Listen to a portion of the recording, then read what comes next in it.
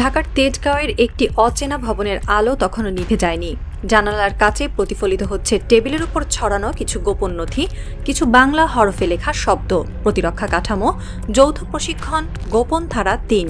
আর কোণে রাখা বড় স্ক্রিনে ঝলসে উঠছে ভারতের নতুন সামরিক গ্যারিসনের ছবি। ঠিক সেই সময় সামরিক পোশাক পরা একজন অফিসার মৃদু স্বরে বললেন, সম্ভবত ইসলামাবাদ সম্মতি দিয়েছে। এই একটি বাক্য যেন কক্ষের বাতাসকে ভারী করে তোলে। বাইরে বৃষ্টি পড়ছে, কিন্তু ভেতরে বয়ে যাচ্ছে এক অদৃশ্য ঝড়।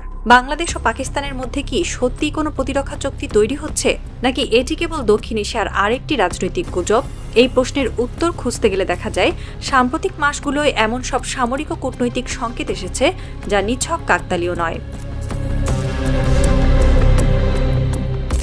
এই অঞ্চলের নিরাপত্তা সমীকরণ অনেকদিন ধরেই অদ্ভুত এক ভারসাম্যে দাঁড়িয়ে আছে। ১৯৭১ সালের পর থেকে ঢাকা ও ইসলামাবাদের সম্পর্ক বহুবার ওঠানামা করেছে। তবে ২০২৪ সালের শেষ দিক থেকে যখন দুই দেশের সামরিক পর্যায়ে অপ্রকাশিত বৈঠকের গুঞ্জন ছড়ায়, তখন অনেকেই বুঝতে পারেন এবার কিছু একটা বদলাচ্ছে। পাকিস্তানের সংবাদপত্র দ্য এক্সপ্রেস ট্রিবিউন তখন লিখেছিল, বাংলাদেশ ও পাকিস্তানের মধ্যে প্রতিরক্ষা সহযোগিতার বিষয়ে আলোচনা চলছে এবং রিয়াদ এই উদ্যোগে আগ্রহী, কারণ সৌদি আরব চায় ইসলামিক প্রতিরক্ষা কাঠামোয় দক্ষিণ এশিয়াকেও অন্তর্ভুক্ত করতে। কূটনৈতিক সূত্রগুলো ইঙ্গিত দিয়েছিল আলোচনা চলছে কেবল প্রশিক্ষণ বা লজিস্টিক নয়, বরং সমন্বিত প্রতিরক্ষা কাঠামোর দিকেও, অর্থাৎ প্রয়োজনে তথ্য আদান প্রদান, গোয়েন্দা সমন্বয় এবং প্রযুক্তি ট্রান্সফারের মতো গভীর বিষয়েও এতে অন্তর্ভুক্ত হতে পারে। তবে এই সমস্ত আলোচনা প্রকাশ্যে আনার ঝুঁকি বড়। দক্ষিণ এশিয়ার রাজনীতিতে এমন সম্পর্ক মানে ভারতের কপালে ভাঁজ পড়া নিশ্চিত। যুদ্ধের প্রস্তুতি যুদ্ধের সময় নয়, শান্তির সময়েই হয়। এই প্রবাদটি আন্তর্জাতিক কৌশলবিদদের কাছে অকাট্য সত্য। বাংলাদেশের প্রতিরক্ষা বিশ্লেষকরা বলছেন, ভারতের ক্রমবর্ধমান আগ্রাসন ও সীমান্তের সামরিক অবস্থান পরিবর্তনের ফলে ঢাকা রিঅ্যাক্টিভ না হয়ে প্রোঅ্যাক্টিভ কৌশলে যাচ্ছে। সাম্প্রতিক বছরগুলোয় ভারত শুধু সীমানা নয়, তথ্যযুদ্ধেও সক্রিয় হয়ে উঠেছে। দিল্লি ভিত্তিক think tank ORF observer research foundation এক প্রতিবাদে উল্লেখ করে, বাংলাদেশ চীনের সামরিক ও প্রযুক্তিগত ব্লকের সাথে যত বেশি জড়াচ্ছে, ভারতের কৌশলগত পরিসর ততই সংকুচিত হচ্ছে। এই পরিবর্তনের মধ্যে ইসলামাবাদের উপস্থিতি এক নতুন মাত্রা যোগ করেছে। চীন, পাকিস্তান, তুরস্ক এই ত্রিমুখী সামরিক নেটওয়ার্কে যদি বাংলাদেশ যুক্ত হয়, তাহলে দক্ষিণ এশিয়ার শক্তির ভারসাম্য একেবারে বদলে যেতে পারে। ২০২৫ সালের মে মাসে প্রকাশিত যুক্তরাষ্ট্রের পেন্টাগন বার্ষিক প্রতিরক্ষা প্রতিবেদনে এক বিস্ময়কর অনুচ্ছেদ ছিল। সেখানে বলা হয়, চীন পাকিস্তানের সাথে উন্নত সামরিক সহযোগিতা গভীর করছে এবং দক্ষিণ এশিয়ায় ভারতের প্রভাবকে সীমিত রাখার কৌশলে সফল হয়েছে। পাকিস্তানকে চীন উন্নত যুদ্ধবিমান, ফ্রিগেট এবং স্ট্রাইক ক্ষমতাসম্পন্ন ড্রোন সরবরাহ করছে। এই প্রতিবেদনের বিশ্লেষণ প্রকাশ করে ভারতীয় সংবাদ মাধ্যম ফার্স্ট পোস্ট। তাদের শিরোনামই ছিল, চীনের অরুণাচল আসক্তি ও পাকিস্তান প্রতিরক্ষা জোট, কেন পেন্টাগনের রিপোর্ট ভারতের জন্য বিপদ সংকেত। এখানেই প্রকাশ পায়, চীন কেবল লাদাখ বা ডোকলাম সীমান্তেই নয়, দক্ষিণ সামরিক পরিসরেও ভারতকে চেপে ধরছে। আর সেই গ্রে জোন যুদ্ধ পাকিস্তানে এখন চীনের ঘনিষ্ঠ অংশীদার। নিউজ 18 তাদের বিশ্লেষণে লিখেছিল, চীন ও পাকিস্তান সমন্বিতভাবে ভারতের বিরুদ্ধে চাপ সৃষ্টি করছে, সাইবার, গোয়েন্দা এবং ইলেকট্রনিক যুদ্ধের মাধ্যমে। এটি এক ধরনের নীরব যুদ্ধ। এই প্রেক্ষাপটে বাংলাদেশের ভূমিকাই এখন সবচেয়ে কৌতূহল উদ্দীপক, কারণ বাংলাদেশ ভৌগোলিকভাবে এমন এক অবস্থানে দাঁড়িয়ে আছে যেখানে তার সামরিক অবস্থান পুরো অঞ্চলের ভারসাম্য বদলে দিতে পারে। চীন ও পাকিস্তানের মধ্যে প্রতিরক্ষা সমঝোতা এখন কার্যত এক সামরিক ইকোসিস্টেম। চীনা বিমান সংস্থা জিএটিক থেকে পাকিস্তান পেয়েছে জেট-NC, JF-17 ব্লক 3 ফ্রিগেট এবং উইং লং 2 ড্রোন। চীনা ভাষায় যাকে বলা হয় উ ঝাং আইহে ঝো, অর্থাৎ বাধাহীন সহযোগিতা। এই মডেলটি যদি বাংলাদেশ অনুসরণ করে, তাহলে দক্ষিণ এশিয়ায় ভারতের নেট সিকিউরিটি প্রোভাইডার তত্ত্ব কার্যত অচল হয়ে যাবে। ঢাকা এখন ঠিক সেই জায়গায় দাঁড়িয়ে আছে যেখান থেকে দুই দিকেই যেতে পারে। একদিকে পশ্চিমা নির্ভর ভারসাম্য, অন্যদিকে এশীয় প্রতিরক্ষা স্বনির্ভরতা। অর্থনীতিবিদ ও নিরাপত্তা বিশেষজ্ঞরা বলছেন, বাংলাদেশের জন্য দ্বিতীয় দিকটাই বেশি টেকসই, কারণ যুক্তরাষ্ট্র বা ভারতের নিরাপত্তা সহযোগিতা সাধারণত শর্ত সাপেক্ষ, অথচ চীন পাকিস্তান মডেল পারস্পরিক আস্থার উপর দাঁড়িয়ে।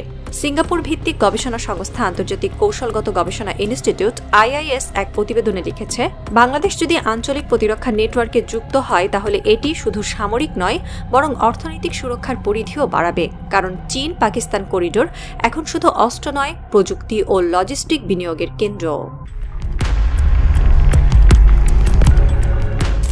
ঢাকা সরকার এখনো পর্যন্ত প্রকাশ্যে কোনো প্রতিরক্ষা চুক্তির ঘোষণা দেয়নি, তবে একাধিক পশ্চিমা কূটনৈতিক প্রতিবেদনে উল্লেখ আছে আনুষ্ঠানিক সংলাপ শুরু হয়েছে ইসলামাবাদের সঙ্গে। এর সঙ্গে সৌদি আরবের আগ্রহ বিশেষভাবে লক্ষণীয়। রিয়াদের সংবাদ মাধ্যম আরব নিউজ লিখেছিল, সৌদি প্রতিরক্ষা কাঠামো এখন ইসলামী বিশ্বের সামরিক সমন্বয়ের মডেল। পাকিস্তান যদি বাংলাদেশকে এই ছাতার নিচে আনতে পারে, তাহলে এটি দক্ষিণ এশিয়ার জন্য নতুন নিরাপত্তা বাস্তবতা তৈরি করবে। ভারতীয় থিঙ্ক ট্যাঙ্ক কার্নেগি ইন্ডিয়া এই প্রবণতাকে ব্যাখ্যা করেছে এভাবে, বাংলাদেশের কৌশলগত স্বনির্ভরতা ভারতের দক্ষিণ এশিয়া কেন্দ্রিক নীতিকে চ্যালেঞ্জ করছে। ঢাকা যদি ইসলামাবাদ ও বেইজিংয়ের সাথে সমন্বয় বাড়ায়, তাহলে দিল্লির আঞ্চলিক প্রভাব নড়বড়ে হবে। বাংলাদেশের অভ্যন্তরে এই বিষয়ে কোনো প্রকাশ্য বিতর্ক না থাকলেও সামরিক বিশ্লেষকরা বুঝতে পারছেন এটি শুধুমাত্র চুক্তি নয়, বরং নতুন ভূরাজনৈতিক সংলাপের সূচনা। রাতের ঢাকা, প্রতিরক্ষা মন্ত্রণালয়ের আলো নিভে গেছে অনেক আগেই, কিন্তু একটি ভবনের জানালায় ক্ষীণ আলো এখনও জ্বলছে।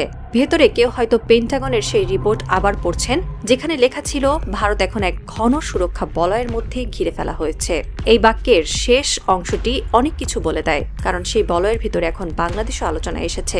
চীনের প্রযুক্তি, পাকিস্তানের অভিজ্ঞতা, তুরস্কের ড্রোন, সব মিলিয়ে যে সামরিক ভবিষ্যৎ তৈরি হচ্ছে তার এক কেন্দ্রবিন্দু হচ্ছে ঢাকা। কিন্তু এই পথ কি কেবল প্রতিরোধের পথ, নাকি এক নতুন ঝুঁকির? বাংলাদেশ কি এই জোটে যুক্ত হয়ে ভারতের রোশানলে পড়বে, নাকি একটি স্বনির্ভর প্রতিরক্ষা বলয় গড়ে তুলবে? এই প্রশ্নের উত্তর এখনও লেখা হয়নি, তবে একটি সত্য এখন স্পষ্ট, দক্ষিণ এশিয়ার মানচিত্রে নতুন এক প্রতিরক্ষা বাস্তবতা তৈরি হচ্ছে, যার কেন্দ্রে উঠে এসেছে একটি দেশ, বাংলাদেশ।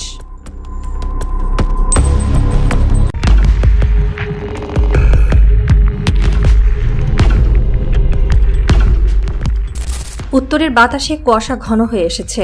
লালমনিরহাট বিমান ঘাঁটির দিকে টানা আলো ফেলছে সামরিক যানবাহনের সারি। কয়েকজন অফিসার নিঃশব্দে ঘুরছেন, হাতে ট্যাবলেট, চোখে স্যাটেলাইট ফিডের প্রতিফলন। দূর থেকে ভেসে আসছে ওয়্যারলেসের আওয়াজ। নতুন রাডার সক্রিয় হওয়ার প্রস্তুতি নিচ্ছে স্যার। সেনাবাহিনীর বড় অফিসার সেই রাতেই পরিদর্শনে এসেছিলেন। চোখে ঘুম নেই, শুধু পরিমিত কণ্ঠে সংক্ষিপ্ত নির্দেশ, এই ঘাঁটি হবে উত্তর সীমান্তের চোখ। পরের দিন সকালেই খবর ছড়িয়ে পড়ে আন্তর্জাতিক গণমাধ্যমে। রয়টার্স শিরোনাম করেছিল, বাংলাদেশের উত্তর সীমান্তে নতুন রাডার নেটওয়ার্ক, ভারতের কৌশলগত ভারসাম্যে চাপ। ইন্ডিয়া টুডে লিখেছিল, এটি কেবল সামরিক উন্নয়ন নয়, বাংলাদেশ আঞ্চলিক ক্ষমতার মানচিত্রে নিজের অবস্থান পুনর্লিখছে। ভারতের দিকে রাত তখন নিস্তব্ধ, কিন্তু গোয়েন্দা স্যাটেলাইটে স্পষ্ট দেখা যাচ্ছিল লালমনিরহাটের হ্যাঙ্গারে কাজ থেমে নেই। ধীরে ধীরে গড়ে উঠছে এমন এক স্থাপনা যা শুধু রাডার নয়, এটি ভবিষ্যতের সংকেত। লালমনিরহাট আর সাধারণ এলাকা নয়, এই মন্তব্যটি এসেছে আল জাজিরার এক বিশ্লেষণমূলক প্রতিবেদনে। সংবাদটি শুরু হয়েছিল এভাবে, বাংলাদেশের নতুন রাডার ইনস্টলেশন শুধুমাত্র প্রতিরক্ষা প্রকল্প নয়, এটি ভারতের উত্তর সীমান্তে এক নতুন মনস্তাত্ত্বিক বার্তা। রিপোর্ট অনুযায়ী বাংলাদেশ বিমান বাহিনী নতুন একটি হাই রেঞ্জ রাডার সিস্টেম স্থাপন করছে এই ঘাঁটিতে। রয়টার্স জানায়, রাডারটির প্রধান নির্মাতা ফ্রান্সের থ্যালাস রেথিয়ন সিস্টেম, যার তৈরি GM403M মডেলটি 400 কিলোমিটার পর্যন্ত আকাশসীমা পর্যবেক্ষণ করতে সক্ষম। লালমনিরহাটে এই রাডার বসানো মানে দেশের উত্তর সীমান্তে এক ডিজিটাল প্রতিরক্ষা বলয় গড়ে তোলা। বাংলাদেশের এক সামরিক কর্মকর্তা নাম প্রকাশ না করার শর্তে বলেন, এটি কেবল নজরদারির জন্য নয়, প্রয়োজন হলে এটি আকাশ থেকে আসা যে কোনো হুমকির দিক নির্ধারণ করতে পারবে। এই ইনস্টলেশনের পাশাপাশি তৈরি হচ্ছে একটি বিশাল হ্যাঙ্গার, যেখানে 10 থেকে 12টি যুদ্ধবিমান রাখা সম্ভব হবে। দ্য গার্ডিয়ানের দক্ষিণ এশিয়ার ডেস্কের প্রতিবেদনে বলা হয়, লালমনিরহাটের সামরিক অবকাঠামো এখন আর শুধুই বাংলাদেশের নয়, এটি আঞ্চলিক নিরাপত্তা ব্যবস্থার একটি পরিবর্তিত প্রতীক। লালমনিরহাট বিমান ঘাঁটি ভারতের অত্যন্ত সংবেদনশীল চিকেন নেক করিডোর থেকে মাত্র 135 কিলোমিটার দূরে। এই করিডোরই ভারতের মূল ভূখণ্ডকে তার উত্তর পূর্বাঞ্চলীয় 7 রাজ্যের সঙ্গে যুক্ত রাখে। ভারতীয় প্রতিরক্ষা বিশ্লেষক অজয় শুল্কা টাইমস অফ ইন্ডিয়াকে বলেন, যদি লালমনিরহাট ঘাঁটিতে দীর্ঘ পাল্লার ক্ষেপণাস্ত্র বা উন্নত রাডার মোতায়েন হয়, তবে ভারতের কৌশলগত গভীরতা উত্তর দিকে মারাত্মকভাবে সংকুচিত হবে। ভারতের গণমাধ্যম ইন্ডিয়া টুডে সম্প্রতি প্রকাশ করেছে যে ভারতীয় সেনাবাহিনী ইতিমধ্যে বিহারের কিষানগঞ্জ, পশ্চিমবঙ্গের চোপড়া ও আসামের ধুবড়িতে 3টি নতুন ঘাঁটি নির্মাণ করেছে। এই ঘাঁটিগুলো মূলত শিলিগুড়ি করিডোর রক্ষার জন্যই তৈরি। তবে ভারতের সমস্যা অন্য জায়গায়। লালমনিরহাটে চীনের প্রযুক্তিগত উপস্থিতির আশঙ্কা। আল মনিটরের প্রতিবেদনে বলা হয়, চীন বাংলাদেশ প্রতিরক্ষা সহযোগিতা যদি আরও গভীর হয়, তবে ভারতীয় গোয়েন্দা মহলে এটি ডক্ট্রিনাল শিফট হিসেবে দেখা হবে। অর্থাৎ ভারতের দৃষ্টিতে লালমনিরহাট শুধুই একটি বিমান ঘাঁটি নয়, এটি বাংলাদেশের সার্বভৌম সামরিক স্বাধীনতার প্রতীক, যা ভারতের প্রচলিত প্রভাবলয়কে ভেঙে দিচ্ছে। 2024 সালের মে মাসে বাংলাদেশের সেনা প্রতিনিধি দল বেইজিংয়ে গিয়ে চায়না ভ্যানগার্ড কোম্পানি লিমিটেডের সঙ্গে বৈঠক করে। বিষয় ছিল রাডার, মাঝারি পাল্লার ক্ষেপণাস্ত্র ও প্রতিরক্ষা ব্যবস্থার সমন্বয়। চুক্তির আওতায় চীন থেকে SY-400 ব্যালিস্টিক মিসাইল সিস্টেম ক্রয়ের আলোচনা করা হয়। এই মিসাইলের পাল্লা 280 কিলোমিটার এবং এটি নির্ভুলভাবে ব্যালিস্টিক লক্ষ্যবস্তুতে আঘাত হানতে পারে। গ্লোবাল টাইমসের প্রতিবেদনে বলা হয়েছে, বাংলাদেশ SY-400 কেনার কেবল প্রতিরক্ষা চুক্তি নয়, এটি দক্ষিণ এশিয়ার কৌশলগত শক্তির ভারসাম্যের নতুন সংযোজন। চীনের এই প্রযুক্তি আসলে বাংলাদেশকে আকাশ থেকে প্রতিরোধের নতুন ক্ষমতা দিচ্ছে। বাংলাদেশের সামরিক আধুনিকায়নের বৃহৎ পরিকল্পনা ফোর্সেস গোল 2030 এর সঙ্গে এর মিল রয়েছে। দ্য ডিপ্লোমেটের এক বিশ্লেষণে বলা হয়, বাংলাদেশ এখন তার প্রতিরক্ষা কৌশলে অ্যাক্টিভ ডিটারেন্স নীতি গ্রহণ করছে, অর্থাৎ শুধু প্রতিরক্ষা নয়, প্রতিপক্ষকে নিরস্ত করা। ভারতের পক্ষে এটি অত্যন্ত উদ্বেগজনক পরিবর্তন, কারণ দীর্ঘদিন ভারত মনে করত বাংলাদেশের প্রতিরক্ষা নীতি সম্পূর্ণ তার নিয়ন্ত্রণাধীন, কিন্তু এখন ঢাকার প্রতিটি সিদ্ধান্তে চীনের ছায়া স্পষ্ট। 2025 সালের নভেম্বরের শুরুতে বিবিসি বাংলা তাদের এক প্রতিবেদনে উল্লেখ করে, বাংলাদেশ উত্তর সীমান্তে যে আধুনিক রাডার ব্যবস্থা স্থাপন করছে তা কেবল দেশীয় নিরাপত্তার অংশ নয়, এটি দক্ষিণ এশিয়ায় একটি নতুন নজরদারি নেটওয়ার্কের ইঙ্গিত। অন্যদিকে দ্য হিন্দু লিখেছে, বাংলাদেশের লালমনিরহাট প্রকল্পকে ভারতের কূটনৈতিক ব্যর্থতার প্রতিফলন হিসেবে দেখা হচ্ছে। ভারতের প্রতিরক্ষা মন্ত্রণালয়ের একজন সাবেক কর্মকর্তা, অবসরপ্রাপ্ত ব্রিগেডিয়ার HS পনাক বলেন, আমরা একসময় ভেবেছিলাম বাংলাদেশ কখনো স্বাধীনভাবে প্রতিরক্ষা সিদ্ধান্ত নেবে না। এখন তারা প্রমাণ করছে সেটি ভ্রান্ত ধারণা ছিল। বাংলাদেশ সরকারের পক্ষ থেকে বারবার বলা হয়েছে এটি সম্পূর্ণ প্রতিরক্ষামূলক প্রকল্প, কোনো আক্রমণাত্মক উদ্দেশ্য নয়। ঢাকার পররাষ্ট্র মন্ত্রণালয়ের মুখপাত্র এক ব্রিফিংয়ে বলেন, বাংলাদেশ কখনোই আঞ্চলিক উত্তেজনা চায় না, আমরা আত্মরক্ষার প্রস্তুতি নিচ্ছি, আক্রমণের নয়। কিন্তু ভারতের সংবাদ মাধ্যমে ন্যারেটিভটি ভিন্ন। নিউজ 18 তাদের শিরোনাম করেছে চিকেন নেকের ওপর নজরদারির চোখ। সেখানে বলা হয়েছে, বাংলাদেশের এই পদক্ষেপ ভারতের উত্তর পূর্বাঞ্চলের নিরাপত্তা নেটওয়ার্কের ওপর সরাসরি চাপ তৈরি করবে। লালমনিরহাটের কৌশলগত গুরুত্ব তিস্তা প্রকল্পের সঙ্গেও জড়িত। চীনের অর্থায়নে তিস্তা নদী ব্যবস্থাপনা ও উন্নয়ন প্রকল্পের আওতায় নদীর পাশেই অবকাঠামো নির্মাণ শুরু হয়েছে। দ্য ইকোনমিক টাইমস জানিয়েছে, তিস্তা প্রকল্পের মূল কাজ যদি চীনা কোম্পানিগুলোর হাতে যায়, তবে এটি বাংলাদেশের অভ্যন্তরে চীনের সামরিক লজিস্টিক নেটওয়ার্ক গঠনের ভিত্তি হতে পারে। এই কারণেই ভারত এতটা অস্বস্তিতে। তারা আশঙ্কা করছে, তিস্তা প্রকল্পের মাধ্যমে চীন কেবল নদী উন্নয়ন নয়, বরং উত্তর বাংলায় একটি ডুয়াল ইউজ অবকাঠামো তৈরি করছে, যা ভবিষ্যতে সামরিকভাবে ব্যবহৃত হতে পারে। এদিকে আলমনিটরের সাম্প্রতিক এক প্রতিবেদনে বিশ্লেষক হামিদ আনসারি লিখেছেন, বাংলাদেশ এখন তার সামরিক আধুনিকীকরণে এমন এক ভারসাম্য তৈরি করছে, যা একদিকে চীন ও পাকিস্তানের সহায়তা এগোচ্ছে, অন্যদিকে যুক্তরাষ্ট্রের সঙ্গে কৌশলগত যোগাযোগ বজায় রাখছে। এই দ্বৈত ভারসাম্যই ঢাকাকে এখন দক্ষিণ এশিয়ার কৌশলগত ভারসাম্যের কেন্দ্রে পরিণত করছে। লালমনিরহাট বিমান ঘাঁটি পুনরুজ্জীবিত হওয়ার পেছনে শুধু সামরিক নয়, রাজনৈতিক বার্তাও আছে। এটি নতুন বাংলাদেশের আত্মবিশ্বাসের প্রতীক, যেখানে সিদ্ধান্ত নেওয়া হচ্ছে নিজস্ব জাতীয় স্বার্থে, কোনো প্রভাবলয়ে নয়। প্রতিরক্ষা বিশ্লেষক কর্নেল শফিকুর রহমান বলেন, যখন আমরা উত্তর সীমান্তে আধুনিক রাডার বসাই, তখন আমরা কেবল আকাশ দেখি না, আমরা দেখি ভবিষ্যৎ। এটি আত্মনির্ভরতার প্রযুক্তিগত প্রকাশ।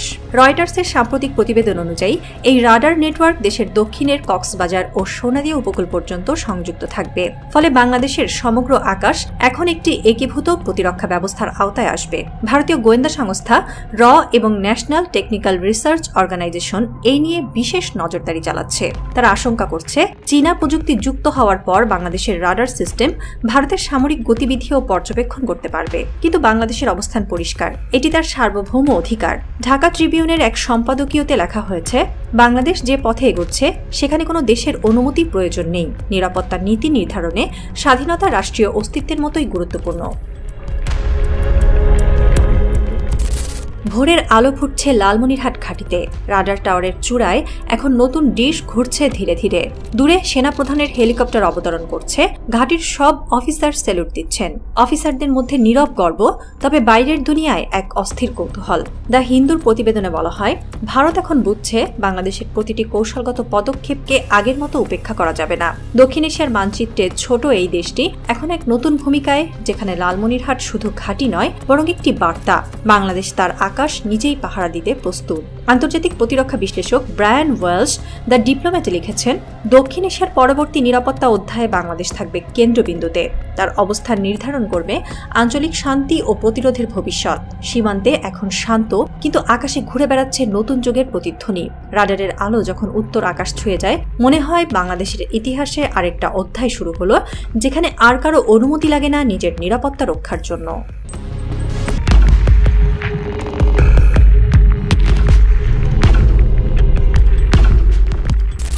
নয়াদিল্লির পররাষ্ট্র মন্ত্রণালয়ের সেই বিকেলটা ছিল অদ্ভুত চাপা। কফির কাপগুলো ঠান্ডা হয়ে পড়েছে, টেলিপ্রম্পটারের আলো জ্বলছে নিঃশব্দে।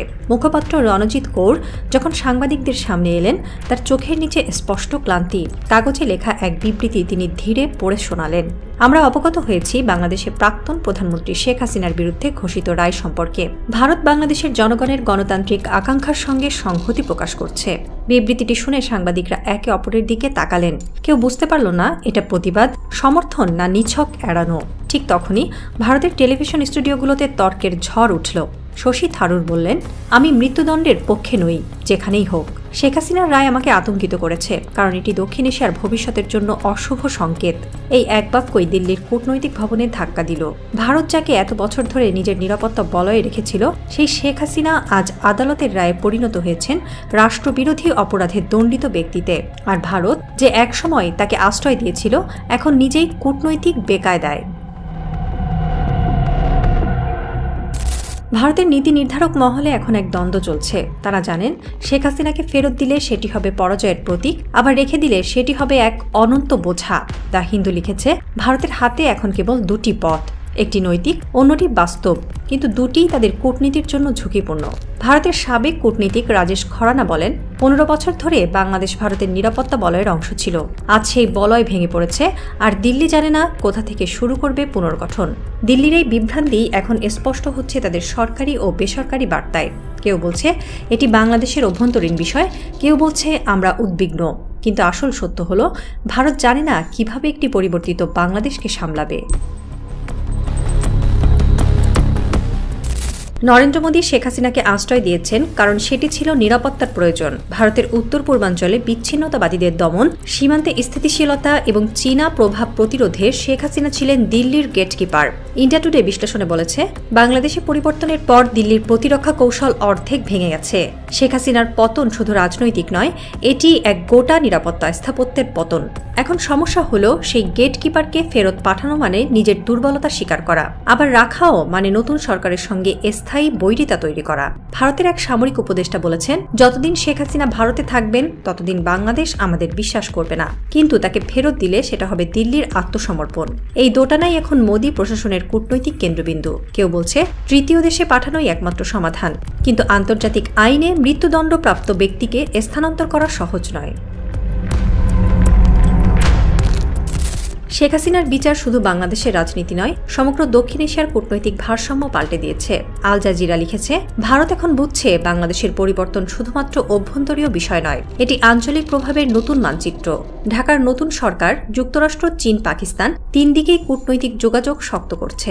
এই পরিবর্তন ভারতের পুরনো কৌশল ভেঙে দিয়েছে। একসময় বাংলাদেশ ছিল ভারতের নিরাপত্তার বাফার, এখন সেটি হয়ে উঠছে কৌশলগত চ্যালেঞ্জ। রাজনৈতিক বিশ্লেষক আনন্দ রমন বলছেন, যদি ভারত শেখ হাসিনাকে আশ্রয় রাখে, তাহলে পাকিস্তান ও চীন যৌথভাবে এই ইস্যু আন্তর্জাতিক মহলে তুলবে। এটি ভারতের নৈতিক অবস্থানকে দুর্বল করবে। অন্যদিকে বাংলাদেশের নতুন সরকারের পররাষ্ট্রনীতি এখন আঞ্চলিক ভারসাম্য নির্ভর। তারা বলছে, আমরা কারো শত্রু নই, কিন্তু আর কারো প্রোটেক্টরও নই। এই এক বাক্যই দক্ষিণ এশিয়ার কূটনীতিতে স্রোতের দিক ঘুরিয়ে দিয়েছে। শেখ হাসিনার আশ্রয় ভারতের রাজনীতির ভেতরেও ফাটল ধরিয়েছে। কংগ্রেস নেতা শশী থারুরের বক্তব্য ইতোমধ্যে বিজেপি সমর্থক মহলে আদেশ প্রেম হিসেবে প্রচার করা হচ্ছে। টাইমস অফ ইন্ডিয়া লিখেছে, থারুরের বক্তব্য বিজেপির ভেতরে এক উদ্বেগ ছড়িয়েছে। যদি মানবাধিকার প্রশ্নে আন্তর্জাতিক চাপ বাড়ে, মোদী সরকার শেখ হাসিনার বিষয়ে অবস্থান বদলাতে বাধ্য হতে পারে। কিন্তু মোদীর অবস্থান দুর্বল, কারণ শেখ হাসিনাকে ভারতে আশ্রয় দেওয়ার সিদ্ধান্তে ইতিমধ্যেই আঞ্চলিক কূটনীতি জট পাকিয়েছে। একজন বিজেপি নেতা নাম প্রকাশ না করার শর্তে বলেন, যদি আমরা তাকে ফেরত পাঠাই তা হবে ভারতীয় কূটনীতির সবচেয়ে বড় পরাজয়, আর যদি রাখি তাহলে সীমান্তে আগুন জ্বলবে। দিল্লির এই রাজনৈতিক সংকটেই এখন শশী থারুরের আতঙ্ক শব্দটি প্রতীক হয়ে উঠেছে। এটি আসলে ভারতের আত্মবিশ্বাসের ভাঙনের প্রতিধ্বনি। বাংলাদেশের আদালতের রায় আন্তর্জাতিক মহলে প্রশংসা কুড়িয়েছে। বিবিসি বাংলা লিখেছে, বাংলাদেশের জনগণ এই রায়কে ন্যায়ের প্রতীক হিসেবে গ্রহণ করেছে। কিন্তু ভারতের প্রধান উদ্বেগ এখানেই, কারণ ভারতের গোয়েন্দা বিশ্লেষণে শুরু থেকেই ধরা হয়েছিল যে পরিবর্তনটি ইসলামপন্থী বা জঙ্গি গোষ্ঠীর উত্থান। কিন্তু এখন দেখা যাচ্ছে বাংলাদেশের প্রায় সব রাজনৈতিক দলই এই রায়ের পক্ষে।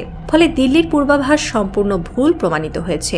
ভারতের এক গোয়েন্দা কর্মকর্তা বলেছেন, আমরা ভেবেছিলাম বাংলাদেশে পশ্চিমা প্রভাব বাড়ছে, কিন্তু এখন বুঝছি তারা নিজেদের রাষ্ট্রীয় নিয়ন্ত্রণের নতুন মডেল তৈরি করছে। এই উপলব্ধি ভারতের কূটনৈতিক ব্যর্থতার সবচেয়ে বড় প্রতীক, যেখানে প্রতিবেশী দেশটি নিজের ইতিহাস বদলে ফেলছে আর ভারত সেই ইতিহাসের বাইরে দাঁড়িয়ে কেবল অনুমান করছে। রাত গভীর। নয়াদিল্লির সাউথ ব্লকে আলো এখনো জ্বলছে। এক কর্মকর্তা ফাইল হাতে প্রধানমন্ত্রীর দপ্তরের দিকে দৌড়াচ্ছেন। দূর থেকে ভেসে আসছে এক সাংবাদিকের কণ্ঠ। ভারতকে এখন আনুগত্য আর বাস্তবতার মধ্যে একটি বেছে নিতে হবে। এই এক বাক্যেই লুকিয়ে আছে ভারতের দ্বিধাগ্রস্ত আত্মা। শেখ হাসিনা এখন দিল্লির রাজনৈতিক দুঃস্বপ্ন, যাকে ফেরত পাঠানো মানে পরাজয়, রেখে দেওয়া মানে অস্থিরতা। দক্ষিণ এশিয়ার এই নতুন অধ্যায়ে বাংলাদেশের রাজধানী ঢাকা আর কেবল দর্শক নয়, সে এখন দৃশ্যপটের কেন্দ্রবিন্দু। আর দিল্লি, সে শুধু অপেক্ষা করছে কবে কূটনৈতিক দাবা বোর্ডে পরবর্তী চালটা দেখা যাবে।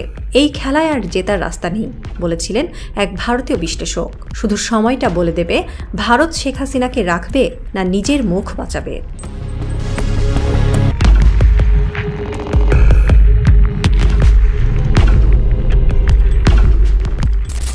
দিল্লির লালকেল্লার কাছে হঠাৎ এক গর্জন, বিস্ফোরণ। আগুনে পুড়ছে একটি সাদা সেডান, চারিদিকে ছিটকে পড়া কাচের টুকরো আর পুলিশ সাইরেনের কাঁপানো শব্দ। মুহূর্তেই টেলিভিশনের স্ক্রিনে ভেসে ওঠে ব্রেকিং নিউজ, বাংলাদেশ সংযোগ সন্দেহে। Times of India, Republic TV, G news সবগুলো একসাথে দাবি করতে শুরু করে লস্করি তৈয়বার সেল এই হামলার পেছনে পরিকল্পনা হয়েছে বাংলাদেশের মাটিতে। তথ্যহীন, প্রমাণহীন, কিন্তু উদ্দেশ্য স্পষ্ট। একটি গল্প বানাতে হবে যেখানে ভারত নির্দোষ আর বাংলাদেশ সন্দেহভাজন। এটাই পুরনো ভারতের রাজনৈতিক কৌশল, প্রতিটি সংকটে এক নতুন শত্রু খুঁজে বের করা। কিন্তু এইবার সেই পুরনো কৌশল উল্টে গেল। ঢাকার নীরব থাকলো না, এবার পাল্টা জবাব এলো এমনভাবে যা দিল্লির কূটনৈতিক নড়বড়ে দেয়াল কাঁপিয়ে দিল। 10 নভেম্বর সেই বিস্ফোরণ ঘটনার পর ভারতে আতঙ্ক ছড়িয়ে পড়ে। মাত্র কয়েক ঘন্টার মধ্যেই বিজেপির ঘনিষ্ঠ কিছু সংবাদ মাধ্যম সূত্রহীন রিপোর্ট ছাপতে শুরু করে। টাইমস অফ ইন্ডিয়া তাদের ইন্টেলিজেন্স রিপোর্ট উদ্ধৃত করে দাবি করে, হাফিজ সাইদ বাংলাদেশে অবস্থানরত সহযোগীদের মাধ্যমে দিল্লি বিস্ফোরণের পরিকল্পনা করেছেন। অথচ ভারতের নিজস্ব পুলিশ এখনো পর্যন্ত কোনো বিদেশি সংযোগের প্রমাণ দেখাতে পারেনি। দ্য হিন্দুর এক সম্পাদকীয়তে লেখা হয়, প্রমাণ ছাড়া প্রতিবেশী রাষ্ট্রকে দায়ী করা কেবল রাজনৈতিক সুবিধার জন্য। এটি পেশাদার গোয়েন্দাগিরি নয়, প্রোপাগান্ডা। বাংলাদেশ পররাষ্ট্র মন্ত্রণালয় 1 ঘন্টার মধ্যে বিবৃতি দেয়, এই অভিযোগ সম্পূর্ণ ভিত্তিহীন ও মিথ্যা। ভারত যদি সত্যিকারের প্রমাণ পায় আমরা সহায়তা করব, কিন্তু প্রোপাগান্ডা মেনে নেওয়া হবে না। ঢাকার এই কণ্ঠ ছিল দৃঢ়, আত্মবিশ্বাসী এবং নতুন বাংলাদেশের প্রতীক। এটা কোনো একক ঘটনা নয়। ভারতীয় মিডিয়া বহুদিন ধরে বাংলাদেশের বিরুদ্ধে এক মনস্তাত্ত্বিক যুদ্ধ চালিয়ে যাচ্ছে। একদিকে তারা বলছে বাংলাদেশে হিন্দু নির্যাতন চলছে, অন্যদিকে তুর্কি প্রভাব বা ইসলামী সম্প্রসারণ নিয়ে ভয়ের বীজ ছড়াচ্ছে। দ্য ওয়ার এক অনুসন্ধানমূলক প্রতিবেদনে লিখেছে, দিল্লি সমর্থিত 37টি বেশি অনলাইন অ্যাকাউন্ট ও ব্লগ বাংলাদেশ সম্পর্কে ভুয়া তথ্য ছড়াচ্ছে, যার 60% উৎস ভারতের ভেতর। এই প্রোপাগান্ডার উদ্দেশ্য একটাই, বাংলাদেশকে অস্থিতিশীল, সন্দেহভাজন ও চরমপন্থী রাষ্ট্র হিসেবে আন্তর্জাতিকভাবে উপস্থাপন করা। কিন্তু এইবার বাংলাদেশের পাল্টা প্রস্তুতি ছিল। ঢাকার ফ্যাক্ট চেকিং সংস্থা প্রমাণ জানিয়েছে, শুধু এপ্রিল মাসেই ভারতীয় উৎস থেকে ছড়ানো 296টি ভুয়া খবর শনাক্ত করা হয়েছে, যার 80%ই বাংলাদেশ বিরোধী। এই সংখ্যাই ভারতের তথাকথিত মিডিয়া স্ট্র্যাটেজির মুখোশ খুলে দিয়েছে।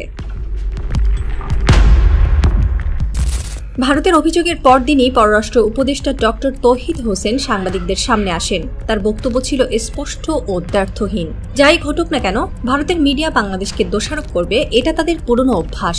কিন্তু আমরা ভীত নই। মিথ্যা প্রচার দিয়ে আমাদের নত করা যাবে না। এই এক বাক্যে ঢাকা বুঝিয়ে দিল, যে সময় ভারত একতরফা গল্প লিখত সেই সময় শেষ।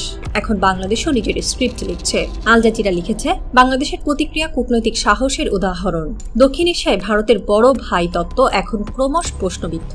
ঢাকার এই দৃঢ় অবস্থান শুধু দিল্লিকেই নয়, পুরো আঞ্চলিক কূটনীতিক মহলকেও চমকে দিয়েছে। ভারতের চাপ, হুমকি আর মিথ্যাচারের পর বাংলাদেশ এবার এমন এক পদক্ষেপ নিতে চলেছে যা দিল্লির জন্য রাজনৈতিক ভূমিকম্পের মতো। দ্য ডন ও গ্লোবাল টাইমস জানিয়েছে, বাংলাদেশ ও পাকিস্তান একটি জরুরি প্রতিরক্ষা সহযোগিতা চুক্তির খসড়া চূড়ান্ত পর্যায়ে নিয়ে গেছে। এই চুক্তির আওতায় দুই দেশ গোয়েন্দা তথ্য বিনিময়, সামরিক প্রশিক্ষণ এবং সীমান্ত নিরাপত্তা সহযোগিতায় কাজ করবে। বাংলাদেশের প্রতিরক্ষা বিশেষজ্ঞ ব্রিগেডিয়ার আনিসুজ্জামান বলেন, এটি ভারতের একচেটিয়া আধিপত্যের যুগের অবসান ঘটাবে। ঢাকা এখন জানে, কূটনৈতিক ভারসাম্য মানে নির্ভরশীলতা নয়। এই চুক্তি বাস্তবায়িত হলে ভারতের কৌশলগত ঘুম উড়ে যাবে। এখন পর্যন্ত ভারতকে শুধু পশ্চিম সীমান্তে পাকিস্তান নিয়ে ভাবতে হতো, কিন্তু এবার পূর্ব সীমান্তেও একটি কার্যকর সামরিক বন্ধন তৈরি হচ্ছে। দ্য এক্সপ্রেস ট্রিবিউন মন্তব্য করেছে, যদি বাংলাদেশ পাকিস্তান জোট সক্রিয় হয়, ভারতকে দুই দিকের আগুনে লড়তে হবে। বাংলাদেশকে ঘিরে ভারতের সব পরিকল্পনা এখন বুমেরাং হয়ে ফিরে আসছে। তারা ভেবেছিল ভীতি, মিডিয়া ও কূটনৈতিক চাপ দিয়ে ঢাকা নরম থাকবে, কিন্তু আজই বাংলাদেশ পাল্টে গেছে। আল মনিটর লিখেছে, বাংলাদেশ এখন এমন এক রাষ্ট্র যে কোনো চাপের মুখে আত্মসমর্পণ করে না, বরং প্রতিটি হুমকিকে কৌশলের সুযোগে পরিণত করছে। ভারত এখন তিন দিক থেকে চাপে: লাদাখে চীনের সেনা, পশ্চিমে পাকিস্তানের সেনা আর পূর্বে বাংলাদেশের নতুন প্রতিরক্ষা বলয়। এই তিন ফ্রন্ট একসাথে সক্রিয় হলে ভারতের সামরিক মনোবল চূর্ণ হয়ে যাবে। নরেন্দ্র মোদীর প্রতিবেশী প্রথম নীতি আজ বাস্তবে পরিণত হয়েছে প্রতিবেশী শেষ নীতিতে। নেপাল, মালদ্বীপ, শ্রীলঙ্কার পর এবার বাংলাদেশও দিল্লির নিয়ন্ত্রণ বলয় থেকে বেরিয়ে আসছে। দিল্লির লালকেল্লার ধোঁয়া এখন মিলিয়ে গেছে, কিন্তু তার প্রতিধ্বনি বাজছে দক্ষিণ এশিয়ার প্রতিটি রাজধানীতে। ঢাকা থেকে ইসলামাবাদ পর্যন্ত এখন একটাই প্রশ্ন, ভারতের গল্প এবার কে লিখবে? দ্য হিন্দু এর সিনিয়র কলামিস্ট অরুণা বসু লিখেছেন, ভারতের মিডিয়া ও নীতি নির্ধারকরা নিজেদের মিথ্যার ফাঁদে পড়েছে। বাংলাদেশ তাদের দেখিয়ে দিয়েছে, মর্যাদার প্রতিশোধ মিসাইল দিয়ে নয়, সিদ্ধান্ত দিয়েই নেওয়া যায়। রাত গভীর হলে দিল্লির টেলিভিশনগুলো আবারও চিৎকার শুরু করে, বাংলাদেশ সংযোগ। কিন্তু পরের মুহূর্তে ঢাকার পররাষ্ট্র মন্ত্রণালয় নীরবে এক নোট প্রকাশ করে, আমরা প্রতিবেশী কিন্তু নির্ভরশীল নই। এই এক লাইনই বদলে দিচ্ছে ইতিহাসের দিক। যে বাংলাদেশ একসময় ছিল ভারতের নরম কূটনৈতিক ফ্রন্ট লাইন, সেই বাংলাদেশ আজ পরিণত হয়েছে তার কৌশলগত দুঃস্বপ্নে। আর যে আগুন দিল্লি অন্যের ঘরে জ্বালাতে চেয়েছিল, সেই আগুন আজ ধীরে ধীরে ছড়িয়ে পড়ছে তাদের নিজেদের দেয়ালের ভেতর।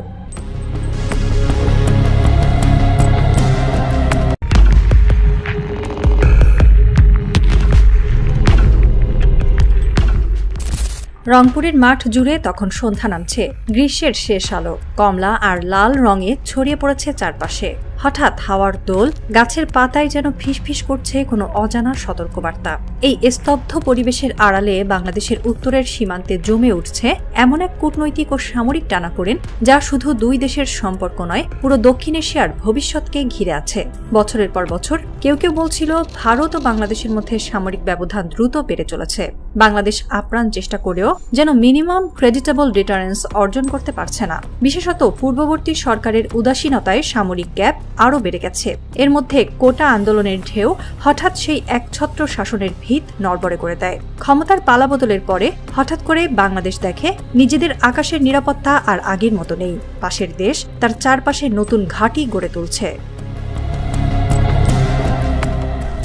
2025 সালের শুরুতে ভারত সরকার 3টি নতুন সামরিক ঘাঁটি নির্মাণের ঘোষণা দেয়। চোপড়া, উত্তর দিনাজপুর, পশ্চিমবঙ্গ, কিশনগঞ্জ, বিহার ও ধুবড়ি, অসম। এই ঘাঁটিগুলো এমনভাবে সাজানো যেন বাংলাদেশের রংপুর অঞ্চল একেবারে ঘেরাও হয়ে পড়ে। ভারতের সামরিক বিশ্লেষক মেজর গৌরা ওয়ারিয়া প্রকাশ্যে স্বীকার করেন, আমাদের প্ল্যান রংপুরের দুই পাশ দিয়ে ইউনিট এগিয়ে যাবে, মাঝখানে রংপুর বিচ্ছিন্ন হবে, তারপর এই চিকেন নেক করিডোর হবে আরো বড়।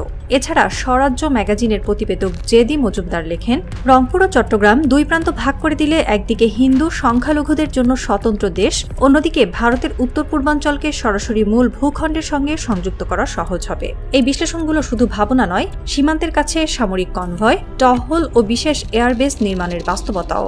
বন্দগোড়া, হাসিমারা, গৌহাটি, শিলং, তেজপুর, বাংলাদেশের চারপাশে এখন এয়ারবেজের সংখ্যা গণনা করা যায় না। বিশেষত হাসিমারায় ভারতীয় বিমান বাহিনী ইতিমধ্যে রাফায়েল মোতায়েন করেছে। ভারতীয় war and the Indian Express লিখেছে, ভারতের উত্তর পূর্বাঞ্চলে সামরিক প্রস্তুতি এখন সর্বোচ্চ পর্যায়ে। সাম্প্রতিক বছরগুলোতে দক্ষিণ এশিয়ার ভূরাজনীতিতে ভারতীয় মিডিয়া, থিঙ্ক ট্যাঙ্ক এবং বিশেষ মহল অত্যন্ত সংগঠিতভাবে একটি ন্যারেটিভ ছড়িয়ে দিচ্ছে। বাংলাদেশে সংখ্যালঘুদের উপর নির্যাতন চলছে, বিশেষ করে হিন্দু সম্প্রদায়কে উদ্দেশ্য করে। এই তত্ত্বের পেছনে একদিকে মানবাধিকার ও নিরাপত্তার বুলি, অন্যদিকে ভারতের উত্তর পূর্বাঞ্চলকে মূল ভূখণ্ডের সঙ্গে স্থলপথে আরও শক্ত সংযোগের গভীর কৌশলগত স্বার্থ লুকিয়ে আছে। স্বরাজ্য, ইন্ডিয়া টুডে, জি নিউজ এবং টাইমস নাওর প্রতিবেদনে পুনঃ প্রচার হচ্ছে, রংপুর ও দক্ষিণ চট্টগ্রাম সংখ্যালঘু হিন্দুদের জন্য স্বতন্ত্র ভূখণ্ড গড়া উচিত, তবে তাদের নিরাপত্তা নিশ্চিত করা সম্ভব। এখানেই শেষ নয়, তারা যুক্তি দেয় বাংলাদেশের অভ্যন্তরীণ অস্থিরতা ও সাম্প্রদায়িক হামলা ভারতের জাতীয় নিরাপত্তার জন্য হুমকি। বিশ্লেষকরা দেখছেন, এই ন্যারেটিভ শুধু হিউম্যানিটেরিয়ান ইস্যু নয়, এটি মূলত ভারতের জাতীয় নিরাপত্তা নীতির ধারাবাহিক পরিবর্তনের ছায়া। হিন্দু ভূমি বা সেফ করিডোর তত্ত্ব এসেছে ভারতের কৌশলগত চিন্তাধারা থেকে, যেখানে উত্তর পূর্বাঞ্চলকে অবরুদ্ধতা থেকে মুক্ত করার ইচ্ছা প্রবল। বিশেষজ্ঞদের মতে চিকেন নেক করিডোরটি 22 কিলোমিটার চওড়া এবং এটাই ভারতের লাইফ লাইন। একে আরও বিস্তৃত করতে পারলে নর্থ ইস্টে আধিপত্য বজায় রাখা সহজ হয়। আন্তর্জাতিক পরিমণ্ডলে এই ন্যারেটিভ নিয়ে ব্যাপক বিতর্ক হয়েছে। বিবিসি, আল জাজিরা, ডয়েচে ভেলের মতো সংবাদ মাধ্যম বলছে, ভারতের সীমান্ত ঘাঁটি ও নিরাপত্তা যুক্তি আদতে কৌশলগত অগ্রাধিকার ও ভৌগোলিক সম্প্রসারণের নামান্তর। আন্তর্জাতিক বিশ্লেষক প্রফেসর সুমিত্রা বোস বলেন, ধর্মীয় সংখ্যালঘু সুরক্ষার নামে ভারত তাদের ভৌগোলিক গেম প্ল্যান সাজাচ্ছে। এতে বাংলাদেশ চাপে পড়ছে এবং বৃহত্তর কৌশলগত ভারসাম্য বদলে যাচ্ছে। ঢাকার বিপিএসএস বিশ্লেষণে স্পষ্ট বলা হয়েছে, 2 দশকের সামরিক গ্যাপ এখন শুধু সংখ্যার নয়, এটি মনস্তাত্ত্বিক, কূটনৈতিক ও প্রযুক্তিগত শ্রেষ্ঠত্বের প্রশ্ন। জাতীয় নিরাপত্তা বিশ্লেষক ব্রিগেডিয়ার অবসরপ্রাপ্ত শামসুজ্জামান বলেন, এতদিন সীমান্ত সমস্যা ছিল মূলত বর্ডার গার্ড কেন্দ্রিক, এখন তা চলে এসেছে ডিফেন্স, ইন্টেলিজেন্স, স্ট্র্যাটেজিক গভীরতায়। তথ্য পর্যালোচনায় উঠে আসে, 2017 সালের পর থেকে ভারতের উত্তর পূর্বাঞ্চলীয় রাজ্যগুলোতে নিরাপত্তা নীতির আমূল পরিবর্তন শুরু হয়। প্রতিরক্ষা পত্রিকা জেন্স বিশ্লেষণে বলেছে, রংপুর চিকেন নেক ত্রিভুজে ভারত কেবল স্থল বাহিনীই নয়, ড্রোন, স্যাটেলাইট রাডার এবং মনিটরিং সিস্টেমেরও আধুনিকীকরণ করছে। একই সময় ভারতীয় কূটনীতিক ও মিডিয়ার মাধ্যমে বাংলাদেশকে আন্তর্জাতিকভাবে কোণঠাসা করার প্রচেষ্টা চলে। এই মনস্তাত্ত্বিক চাপের প্রেক্ষাপটে বাংলাদেশের ভূ রাজনৈতিক অবস্থান আরও সংকটাপন্ন হয়ে পড়ছে। সাউথ এশিয়া ডিফেন্স নেটওয়ার্কের সিনিয়র ফেলো রোহিত চক্রবর্তী মন্তব্য করেন, যদি ভারত সংখ্যালঘু নিরাপত্তার যুক্তিতে করিডোর বা স্বতন্ত্র ভূখণ্ডের দাবি তোলে, তবে তা শুধু বাংলাদেশ নয়, গোটা অঞ্চলে জটিলতার জন্ম দেবে। গত 15 বছরে ভারত তার ডিফেন্স বাজেট বাড়িয়েছে 4 গুণের বেশি। আন্তর্জাতিক সামরিক র্যাঙ্কিংয়ে ভারত বিশ্বের টপ 5-এ, বাংলাদেশ 50-এর আশেপাশে। শুধু স্থল বাহিনী নয়, বিমান ও প্রযুক্তি ব্যবধান ভয়াবহ। গ্লোবাল ফায়ার পাওয়ার অনুযায়ী ভারতীয় বিমান বাহিনীর যুদ্ধ বিমান 2100-র বেশি, বাংলাদেশে মাত্র 160-এর মতো। রংপুর, কুমিল্লা, চট্টগ্রামের ওপর ভারতের 5টি মেইন এয়ারবেস ঘিরে রেখেছে পুরো উত্তর পূর্ব বাংলাদেশকে। বিশ্ব media, the Hindu, India today, জাগরণ সবাই জানায় বাংলাদেশের ওপর ভারতের এয়ার সুপারিটি নিশ্চিত হয়ে গেছে। আরও ভয়াবহ, ভারতের হাতে এখন একসঙ্গে কয়েকটি থিয়েটারে যুদ্ধ চালানোর network warfare system. Indian military analyst Subhrangshu Dutta লিখেছেন, উত্তর ও পূর্ব সীমান্তের 6 ঘন্টার মধ্যে যে কোনো টার্গেটে আঘাত হানার সক্ষমতা ভারতের। বাংলাদেশের প্রাক্তন air vice marshal M Sohrab Hossain বলেন, সামরিক গ্যাপ শুধু বিমান নয়, এটি radar, drone, long range artillery, satellite intelligence সব মিলিয়ে এক ভয়াবহ ব্যবধান। পূর্বের সরকার সামরিক আধুনিকায়নকে বারবার উপেক্ষা করেছে।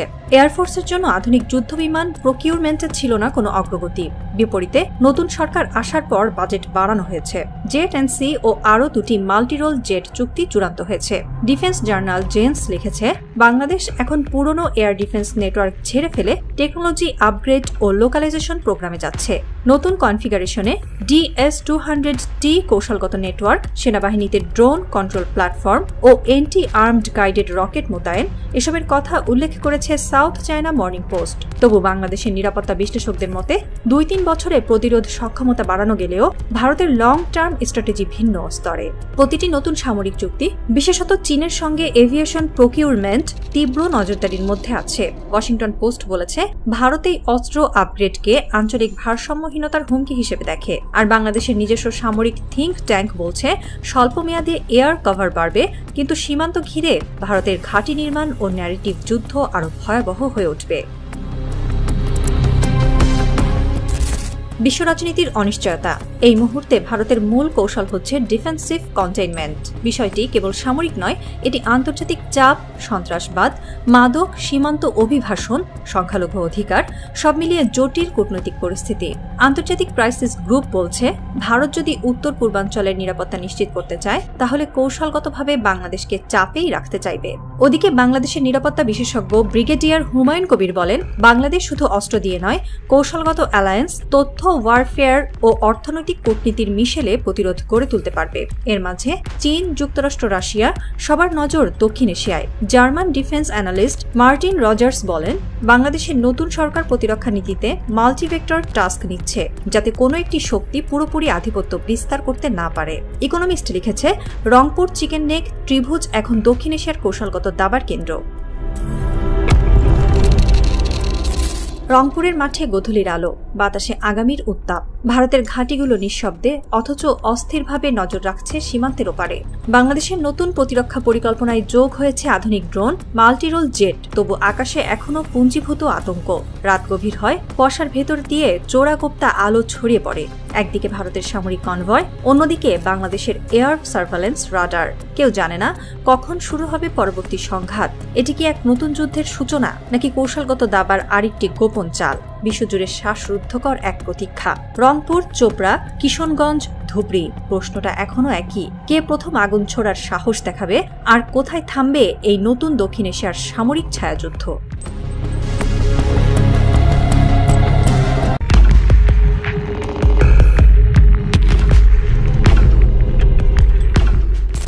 নভেম্বরের সকাল, আসামের গৌহাটিতে ঘন কুয়াশা, আকাশে ভেসে বেড়াচ্ছে রোদহীন সূর্যের কুয়াশাচ্ছন্ন আলো। ব্রহ্মপুত্রের বুক তখনও নিস্তরঙ্গ, কিন্তু ওপরে হঠাৎই গর্জে ওঠে এক অদ্ভুত শব্দ। একসাথে কয়েকটি যুদ্ধবিমান উড়ে যায়। চোখের পলকে নীল আকাশে তৈরি হয় এক ধূসর রেখা। কেউ ভাবে প্রদর্শনী, কেউ ভাবে যুদ্ধের মহড়া, কিন্তু ভারতের স্থানীয় সংবাদ মাধ্যমগুলো সঙ্গে সঙ্গে লিখে ফেলে, এটি কেবল এয়ার শো নয়, এটি বাংলাদেশের জন্য এক সতর্কবার্তা। গৌহাটির মানুষ তখনও বুঝে উঠতে পারেনি, এই আকাশে যে আগুন জ্বলছে তা শুধু ব্রহ্মপুত্রের ওপরে নয়, তার ছায়া ছড়িয়ে পড়ছে পুরো দক্ষিণ এশিয়ার রাজনীতিতে। গত এক বছরে ভারত ও বাংলাদেশের সম্পর্ক এক ভয়াবহ মোড় নিয়েছে। ভারত চেয়েছিল পুরনো শাসক দল, যাদের মাধ্যমে তারা বহু বছর ধরে দক্ষিণবঙ্গে প্রভাব বজায় রেখেছিল, আবার ক্ষমতায় ফিরে আসুক। কিন্তু বাংলাদেশের নতুন সরকার সেই চাপ মানেনি। তাদের বার্তা ছিল স্পষ্ট, আমরা কারো এক্সটেনশন নই, আমরা স্বাধীন রাষ্ট্র। এই একটি ঘোষণাই দিল্লির ভিত কাঁপিয়ে দেয়।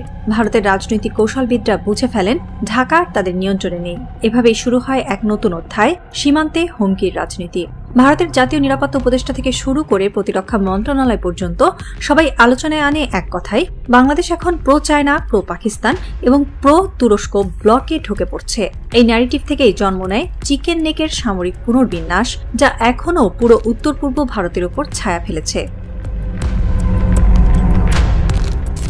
2025 সালের নভেম্বর মাসের শুরুতে ভারতীয় বিমান বাহিনী ইতিহাসে প্রথমবারের মতো গৌহাটিতে আয়োজন করে পূর্ণাঙ্গ এয়ার শো।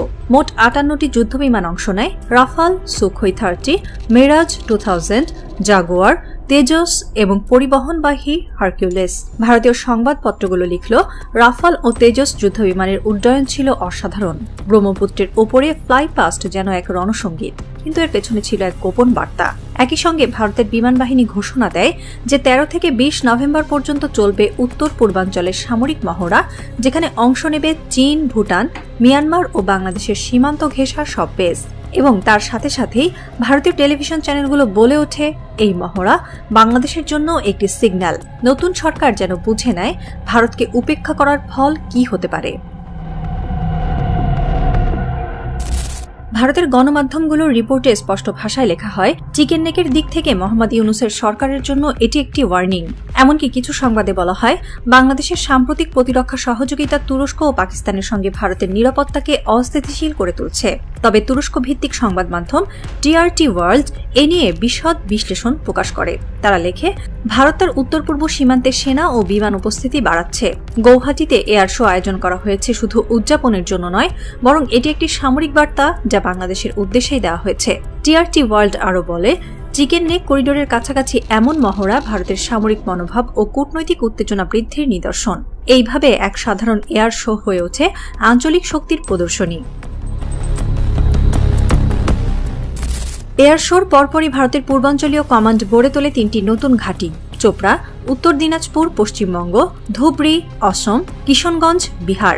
এই 3টি ঘাঁটির অবস্থান বাংলাদেশের উত্তর সীমান্তের এতটাই কাছে যে কিছু স্থানের দূরত্ব মাত্র 1 কিলোমিটার। বিশেষ করে চোপড়া বেসটি বাংলাদেশের পঞ্চগড় জেলার তেতুলিয়ার মুখোমুখি। টিআরটি ওয়ার্ল্ড এই প্রসঙ্গে লেখে, চোপড়া বেসটি তেতুলিয়ার বিপরীতে অবস্থিত, যেখানে বাংলাদেশের লালমনিরহাট এয়ার বেসে নতুন রাডার স্থাপন করা হচ্ছে বলে খবর। ভারতের পূর্বাঞ্চলীয় সেনা কমান্ডের প্রধান লেফটেন্যান্ট জেনারেল RC তিওয়ারি সেই বেস পরিদর্শনের পর বলেন, এই ঘাঁটিগুলো আমাদের কৌশলগত অবস্থানকে শক্তিশালী করবে। আমাদের সেনাদের এখন আরও সক্রিয় হতে হবে, কারণ উত্তর পূর্বের নিরাপত্তা পরিস্থিতি দ্রুত পরিবর্তিত হচ্ছে।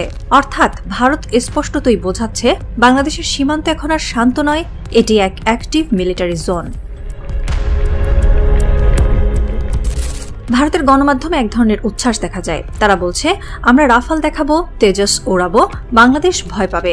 কিন্তু আন্তর্জাতিক বিশ্লেষকরা বলেন, এটি এক বিপজ্জনক অতিরিক্ত আত্মবিশ্বাস। টিআরটি ওয়ার্ল্ডের এক রিপোর্টে বলা হয়, ভারত তার সামরিক সক্ষমতাকে অতি মূল্যায়ন করছে আর বাংলাদেশের সক্ষমতাকে অবমূল্যায়ন করছে। এটি ইউক্রেন যুদ্ধের মতো ভুল হিসাব।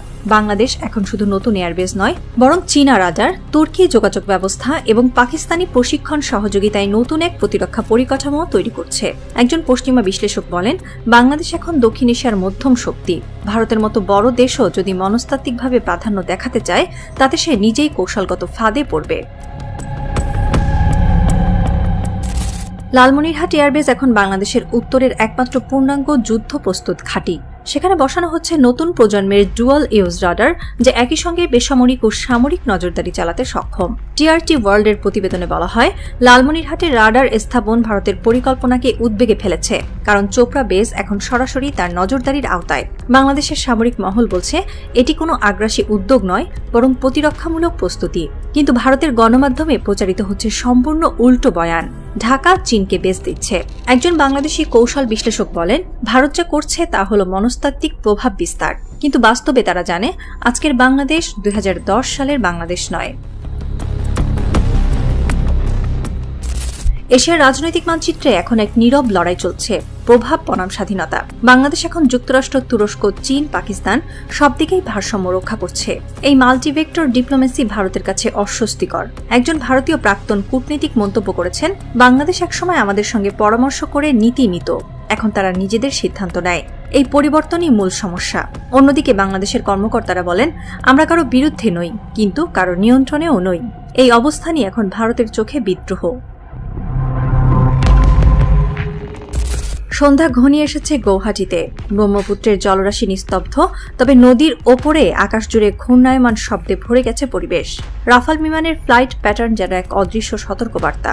ভারতের সংবাদ মাধ্যম NDTV লিখেছে, এই অঞ্চলে চলমান মহড়াগুলো শুধুই সামরিক প্রশিক্ষণ নয়, বরং উত্তর পূর্ব সীমান্তে ভারতের আধিপত্য পুনঃনিশ্চিত করার প্রচেষ্টা।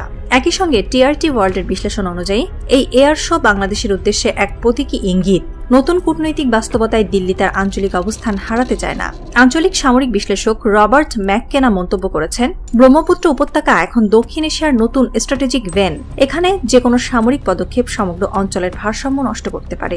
বাংলাদেশের এক অবসরপ্রাপ্ত বিমান কর্মকর্তা সম্প্রতি বলেছেন, ভারত যদি মহড়া চালায় আমরা পর্যবেক্ষণ করব, কিন্তু প্রস্তুতি আমাদের থেমে নেই। প্রতিরক্ষা মানে কেবল যুদ্ধ নয়, প্রতিক্রিয়া জানার সক্ষমতা। গোধূলির আলো নিভে এলে দেখা যায় লালমনিরহাটের দিকের আকাশে জ্বলে উঠেছে রাডারের সূক্ষ্ম লাল বিন্দু। ভারতের সীমান্তে রাফাল অবতরণ করছে, বাংলাদেশের দিক থেকে টহল বিমানের নীল আলো মিটিমিটি করছে, এক নিঃশব্দ প্রতিদ্বন্দ্বিতা।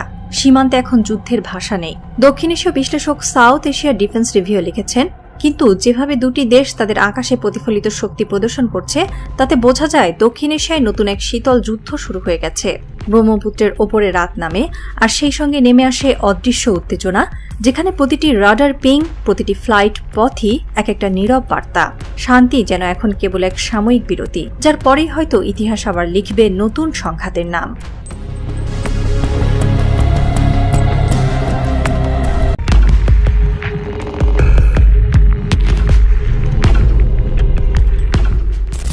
সীমান্তের ওপারে ভোর নামছে অদ্ভুত নীরবতায়। টানা রাতের ঘন কুয়াশা কাটেনি এখনো। পাহাড়ের গায়ে আলো থেমে আছে যেন, স্থবির, থমথমে। দূরে একটা ট্রাকের ইঞ্জিন শব্দ শুনে মনে হয় কারো নিঃশ্বাস গিলে নিচ্ছে অচেনা সকালটা। চোপড়া, বামুনিগাঁও, কিষানগঞ্জ নামগুলো এখন আর শুধু মানচিত্রে নেই, সামরিক মানচিত্রেও জায়গা নিচ্ছে নতুনভাবে। ঠিক সীমান্ত থেকে ৩০ কিলোমিটার দূরে ভারতীয় সেনার একদল কর্মকর্তা দাঁড়িয়ে নতুন ঘাঁটির দিকে তাকিয়ে, তাদের চোখে এক অদ্ভুত আত্মবিশ্বাস, যেন জানে খেলা এখন আমাদের হাতেই। কিন্তু সীমান্তের ওপারে বাংলাদেশের ভেতরে বাতাস অন্যরকম। ঢাকার কূটনৈতিক পাড়া শুনশান, বনানী কিংবা বাড়িধারায় চলছে এমন কিছু বৈঠক যেগুলোর নোটস পড়ে কোনো কাগজে ছাপা হবে না। কে কার সঙ্গে দেখা করছে, কার গাড়ি রাতের অন্ধকারে দূতাবাসের ভেতরে ঢুকছে, সবকিছুই এখন অদৃশ্য মঞ্চের অংশ। এই মঞ্চে আলো জ্বলে না, কিন্তু সিদ্ধান্ত হয় ভাগ্য নির্ধারণের মতো। ভারতের কূটনৈতিক মহল এখন এক অদ্ভুত আত্মবিশ্বাসে ভরপুর।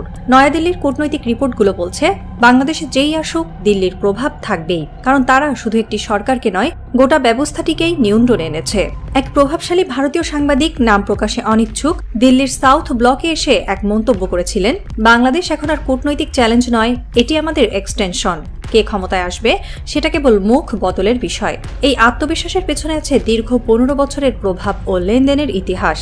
সীমান্ত চুক্তি থেকে বিদ্যুৎ বাণিজ্য, জল বন্টন থেকে প্রতিরক্ষার সমঝোতা, সব জায়গায় ভারত এমনভাবে শেকড় ছড়িয়ে দিয়েছে যেন কোনো সরকারই তাদের বাইরে ভাবতে না পারে। তারা জানে আওয়ামী লীগ যতটা অনুগত ছিল, বিএনপিকেও এখন সহজে ম্যানেজ করা সম্ভব।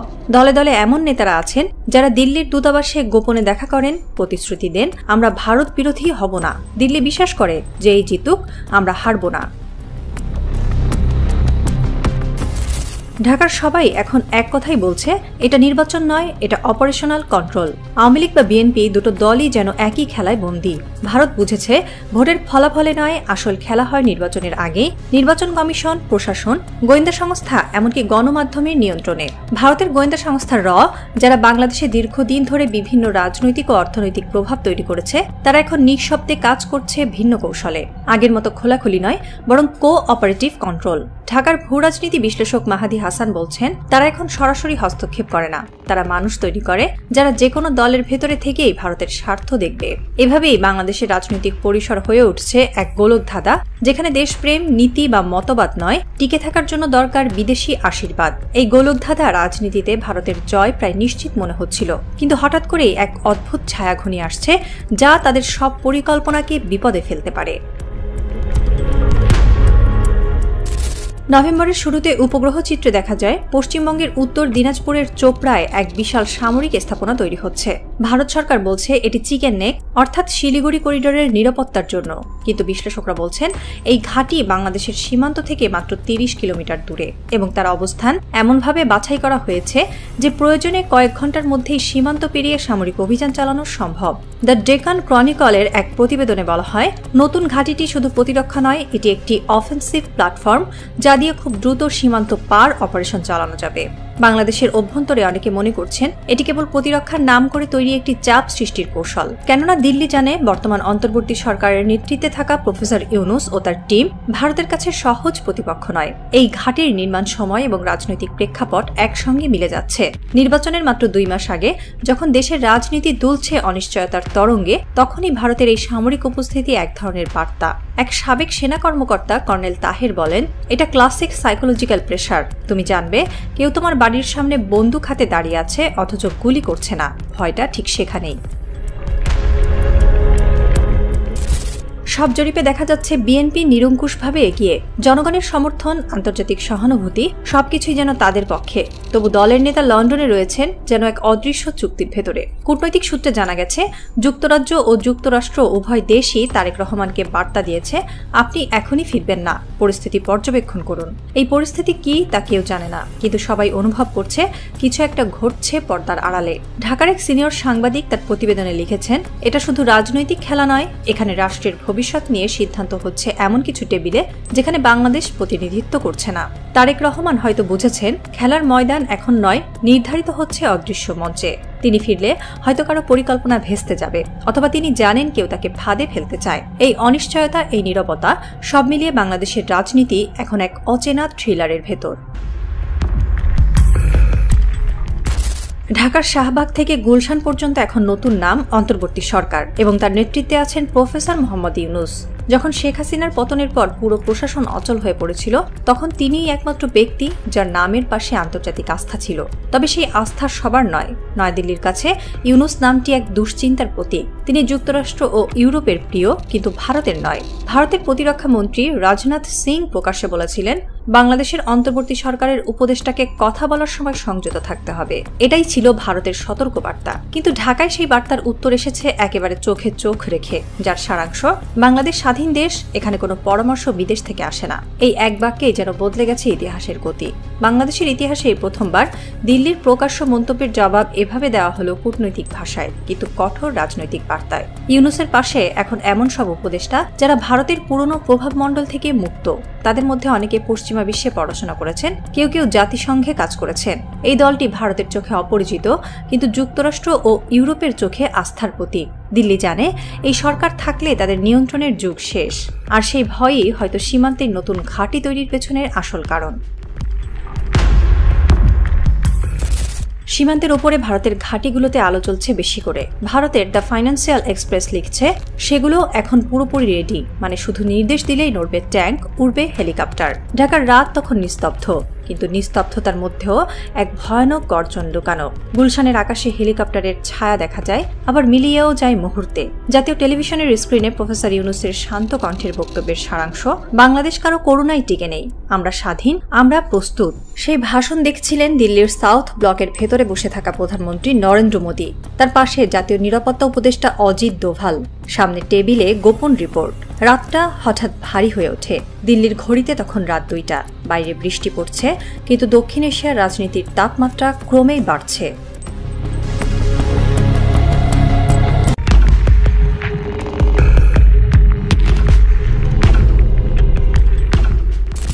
রাতের দিল্লি।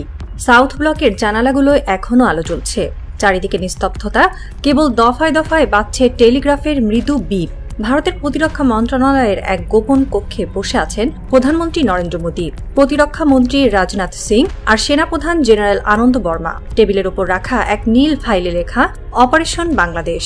মোদীর মুখে তীব্র ক্লান্তি, কিন্তু চোখে একরাশ দৃঢ়তা। তিনি ধীরে বলেন, পাকিস্তান নিয়ে অনেকবার খেলেছি, এবার ওদের লোক ক্লান্ত, কিন্তু যদি বাংলাদেশের দিকে একটা কৌশলগত পদক্ষেপ নিই, অভ্যন্তরীণ সমর্থন ফিরে আসবে, মানুষ আবার দেশপ্রেমে মাতবে। রাজনাথ মাথা নাড়লেন। বাংলাদেশে ইউনূস এখন বড় ফ্যাক্টর। ওদের যদি চাপে আনা যায়, বাকিটা সহজ। নীরব কক্ষে যেন সময় থমকে গেল। ঠিক তখনই একজন কর্নেল দরজায় এসে রিপোর্ট দিল, সীমান্তের 30 কিলোমিটারের মধ্যে 3টি ঘাঁটি প্রস্তুত, sir. Rafale squadron stand by. মোদীর চোখে ক্ষীণ হাসি ফুটে উঠল। খেলা শুরু হোক। ভারতের নির্বাচনের আগে অভ্যন্তরীণ চাপ ক্রমশ বাড়ছে। বেকারত্ব, মুদ্রাস্ফীতি আর কৃষকদের আন্দোলন সরকারকে বিব্রত করছে। বিরোধীরা যখন চাকরি চাই স্লোগানে রাস্তায় নেমেছে, মোদীর ঘনিষ্ঠরা জানেন শুধু অর্থনীতি দিয়ে আর ভোট জেতা যাবে না, দরকার একটি নতুন জাতীয়তাবাদী জোয়ার। 2019 সালে বালাকোট সার্জিক্যাল স্ট্রাইক ছিল সেই জোয়ারের নাম। পাকিস্তানে কথিত হামলার পর ভারতের শহরগুলোতে উল্লাসে ফেটে পড়েছিল মানুষ, আর বিজেপির ভোট শেয়ার বেড়েছিল প্রায় 8%। এখন মোদীর আশেপাশের পরামর্শদাতারা নতুন টার্গেট খুঁজছেন, এমন এক পদক্ষেপ যা সহজ, দ্রুত এবং রাজনৈতিকভাবে লাভজনক। এবং সেই জায়গায় এসে বাংলাদেশকে দেখা হচ্ছে ইজি অপশন হিসেবে। একজন প্রাক্তন কর্মকর্তা ইন্ডিয়া টুডেতে বলেছেন, বাংলাদেশের সাথে সীমান্তে তেমন কোনো ঝুঁকি নেই, তাদের সামরিক প্রতিরক্ষার ক্ষমতা পাকিস্তানের 1%ও নয়। ভারতের রাজনৈতিক বিশ্লেষক অরবিন্দ দত্ত বলেন, বাংলাদেশ হলো ভারতের জন্য low risk high reward case, কেননা এখানে আক্রমণ মানেই যুদ্ধ নয়, বরং সীমান্ত সুরক্ষা নামের এক নিয়ন্ত্রিত সামরিক অভিযান। এতে ক্ষতি কম, কিন্তু নির্বাচনী লাভ প্রচুর। গত 3 মাস ধরে সীমান্ত এলাকায় অস্বাভাবিকভাবে বেড়েছে সামরিক টহল, নতুন করে রাডার স্থাপন, ফরওয়ার্ড বেস ক্যাম্প, এমনকি ইলেকট্রনিক সার্ভাইলেন্স সবই ইঙ্গিত দিচ্ছে ভারত একটি প্রি অ্যাম্পটিভ স্কিম সাজাচ্ছে। ঢাকা এ বিষয়ে আনুষ্ঠানিক প্রতিবাদ জানিয়েছে, কিন্তু দিল্লি তা উপেক্ষা করেছে। সরকারি মুখপাত্রের ভাষায় সবই নিয়মিত প্রতিরক্ষা কার্যক্রম, অথচ উপগ্রহ চিত্র বলছে এগুলো সাধারণ প্রস্তুতি নয়, এটি সামরিক অবস্থান পরিবর্তনের নিদর্শন। নভেম্বর জুড়ে উত্তরবঙ্গের আকাশে দেখা যাচ্ছে ভারতীয় যুদ্ধবিমানের ফ্লাইট প্যাটার্ন। সেনা টহল বেড়েছে ধূপগুড়ি, কোচবিহার, চোপড়া পর্যন্ত। স্থানীয় সাংবাদিকরা জানিয়েছেন, রাতের বেলায় ভারতীয় সেনারা অদ্ভুত সরঞ্জাম টানছে গোপনে। কেউ কেউ বলছেন নতুন ধরনের কমিউনিকেশন সিস্টেম সেট করা হচ্ছে। একই সময় বাংলাদেশের দিকে পাঠানো হয়েছে গোপন সতর্কবার্তা, চলমান পরিস্থিতিতে সংযত থাকুন। কিন্তু ঢাকায় সেটা অন্যভাবে পড়া হচ্ছে। বাংলাদেশের এক কূটনীতিক বলেন, এটা কেবল সংযম নয়, এটা হুমকি। বাংলাদেশে হামলা করা এখন ভারতের প্রতিরক্ষা মহলের সবচেয়ে আলোচিত সামরিক অ্যাকশন অপশন। আর এই গোটা স্ট্র্যাটেজি নির্মাণের মূল উদ্দেশ্য একটাই, নরেন্দ্র মোদীর পতনশীল জনপ্রিয়তা ঠেকানো। মোদীর ঘনিষ্ঠ মহল জানে, দেশজুড়ে যখন অর্থনৈতিক চাপ, কৃষক অসন্তোষ, বেকারত্ব আর মুসলিম ভোট ব্যাংকের বিচ্যুতি, তখন একটা ছোট আকারের জয় নির্বাচন জেতানোর চাবিকাঠি হতে পারে। কিন্তু পাকিস্তানের ওপর আর আগের মতো হামলা চালানো যায় না। আন্তর্জাতিক নজর, পরমাণু সমতা ও কাশ্মীর ইস্যু সব মিলে তা এখন ঝুঁকিপূর্ণ। সেখানেই বাংলাদেশ এসেছে একটি ইজি টার্গেট হিসেবে। ভারতের বিজেপি থিঙ্ক ট্যাঙ্কগুলো বলছে, বাংলাদেশ সেনাবাহিনী এখনও সীমিত পরিসরে কার্যকর, বেসামরিক নেতৃত্বের রাজনৈতিক অবস্থান দুর্বল এবং সীমান্ত অঞ্চলে প্ররোচনার মাধ্যমে একটি সীমিত যুদ্ধের আবহ তৈরি করা সম্ভব। এই নোটেই অপারেশনের নাম দেওয়া হয়েছে মেঘদূত। এই অপারেশনকে অনেকেই বলছেন নতুন সিন্দুর পরিকল্পনা। 2016 সালের অপারেশন সিন্দুর যেভাবে পাকিস্তানের বালাকোটে চালানো হয়েছিল, তারই রিফ্রেশড ভার্সন হিসেবে বাংলাদেশে হামলা করা হতে পারে। দ্য ইকোনমিস্ট একটি ফিচারে লিখেছে, মোদী প্রশাসনের ইতিহাস বলে নির্বাচনের আগে চটকদার সামরিক পদক্ষেপ বিজেপির ভোট বাড়াতে সাহায্য করে। বাংলাদেশে এখন অন্তর্বর্তী সরকারের প্রধান উপদেষ্টা প্রফেসর মোহাম্মদ ইউনূস। তার সরকারের অবস্থান স্পষ্ট, বাংলাদেশের সার্বভৌমত্বে কোনো হস্তক্ষেপ সহ্য করা হবে না। ভারতীয় প্রতিরক্ষা মন্ত্রীর সাম্প্রতিক মন্তব্য, ডক্টর ইউনূসের উচিত সতর্ক থাকা। এর জবাবে ঢাকার পররাষ্ট্র মন্ত্রণালয় কড়া প্রতিক্রিয়া জানিয়েছে। আন্তর্জাতিক মহলেও এর প্রতিধ্বনি পড়েছে। ওয়াশিংটন, বেইজিং ও ইসলামাবাদ থেকে পরপর বিবৃতি এসেছে, বাংলাদেশের নির্বাচনে বাইরের প্রভাব গ্রহণযোগ্য নয়। ওয়াশিংটন পোস্ট লিখেছে, মোদীর সরকার অভ্যন্তরীণ চাপে এমন এক পদক্ষেপ নিতে পারে যা দক্ষিণ এশিয়ার স্থিতিশীলতাকে বিপন্ন করবে।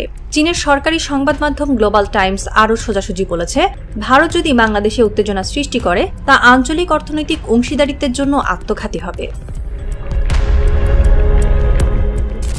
দক্ষিণ এশিয়ার শক্তিগুলো এখন এই নতুন সম্ভাব্য সংঘাত ঘিরে সক্রিয়। পাকিস্তান ইসলামাবাদে বিশেষ বৈঠক ডেকেছে। আইএসআই এর এক ব্রিফিংয়ে বলা হয়েছে, ভারতের আগ্রাসী পদক্ষেপ আমাদের আঞ্চলিক নিরাপত্তার জন্য হুমকি। চীন তার বাণিজ্যিক অংশীদার হিসেবে বাংলাদেশকে পাশে রাখছে। বেইজিং এর কূটনীতিকরা বলছেন, বাংলাদেশ এখন নতুন বেল্ট অ্যান্ড রোড কেন্দ্র। অন্যদিকে যুক্তরাষ্ট্র বিষয়টি গভীরভাবে পর্যবেক্ষণ করছে। তাদের উদ্বেগ, ভারত যদি বাংলাদেশে সীমিত অভিযান চালায় তাহলে এটি যুক্তরাষ্ট্রের কৌশলগত সহযোগিতা নীতিকে বিপদে ফেলবে। ফেব্রুয়ারির ভোর, ঢাকার আকাশে কুয়াশা জমেছে।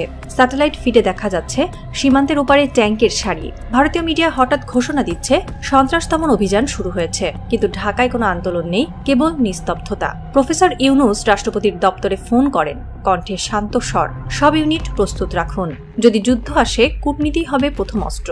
একই সময় ওয়াশিংটন ও বেইজিং এর হটলাইনে আলো জ্বলে ওঠে। পাকিস্তানের জেনারেল সদর দপ্তরে বার্তা পৌঁছে, অপারেশন মেঘদূত সক্রিয়। মোদীর ডেস্কে বসানো টেলিগ্রাফে আসে শেষ বার্তা, মিশন রেডি। কিন্তু পরক্ষণেই দিল্লির আকাশে বেজে ওঠে অ্যালার্ম। কোনো এক অজানা সাইবার হ্যাকিং স্ক্রিনে মোদীর পরিকল্পনা প্রকাশ্যে চলে গেছে। আন্তর্জাতিক মিডিয়া তোলপাড় শুরু করে, India planning strike on Bangladesh. সব থেমে যায়। রাতের নিস্তব্ধতায় এক অদৃশ্য কণ্ঠ শোনা যায়, যুদ্ধের আগেও কখনো কখনো শান্তি যেতে। কুয়াশা কেটে যায় না, কিন্তু দিগন্তে আলো ফুটে ওঠে, যেন নতুন বাংলাদেশের সূর্যোদয়।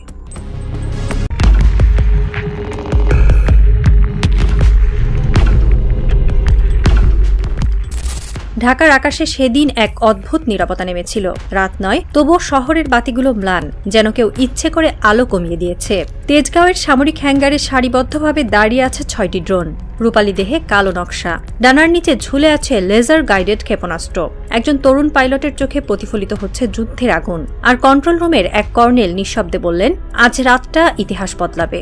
দক্ষিণ পূর্ব এশিয়ার বাতাসে যে গন্ধ, সেটা কেবল কুয়াশা নয়, এটা নতুন শক্তির ঘ্রাণ। বাংলাদেশ সেনাবাহিনী এমন এক অস্ত্রের দিকে হাত বাড়িয়েছে যা গোটা উপমহাদেশের সামরিক ভারসাম্যকে নাড়িয়ে দিতে পারে। তুরস্কের আকাশ থেকে শুরু করে চীনের কারখানা পর্যন্ত সবাই তাকিয়ে আছে ঢাকার দিকে। আল জাজিরা লিখেছে, বাংলাদেশ এখন দক্ষিণ এশিয়ার একমাত্র দেশ যার প্রতিরক্ষা নীতি সম্পূর্ণভাবে স্বনির্ভর পথে এগোচ্ছে। বাংলাদেশ সেনাবাহিনী সম্প্রতি ঘোষণা করেছে তারা মাঝারি পাল্লার নতুন প্রজন্মের আক্রমণাত্মক ড্রোন সংগ্রহের প্রক্রিয়া শুরু করেছে। এটি কোনো সাধারণ টেন্ডার নয়, বরং এক নতুন সামরিক যুদ্ধের ইঙ্গিত। দ্য ডেইলি স্টার বিশ্লেষণে লিখেছে, এই টেন্ডারে স্পষ্ট উল্লেখ রয়েছে ড্রোনের পেলোড ও অস্ত্রবহন ক্ষমতা সম্পর্কে। অর্থাৎ বাংলাদেশ এখন শুধু নজরদারির জন্য নয়, আক্রমণের জন্যও প্রস্তুতি নিচ্ছে। সেনাবাহিনীর এভিয়েশন উইংয়ের কর্মকর্তারা জানিয়েছে, এই ড্রোনগুলো সীমান্ত প্রতিরক্ষা ও শত্রু ভূখণ্ডে সুনির্দিষ্ট লক্ষ্যবস্তুতে হামলার জন্য ব্যবহৃত হবে। এর অর্থ যুদ্ধ এখন আর মাটির নয়, আকাশের নিয়ন্ত্রণে যাবে।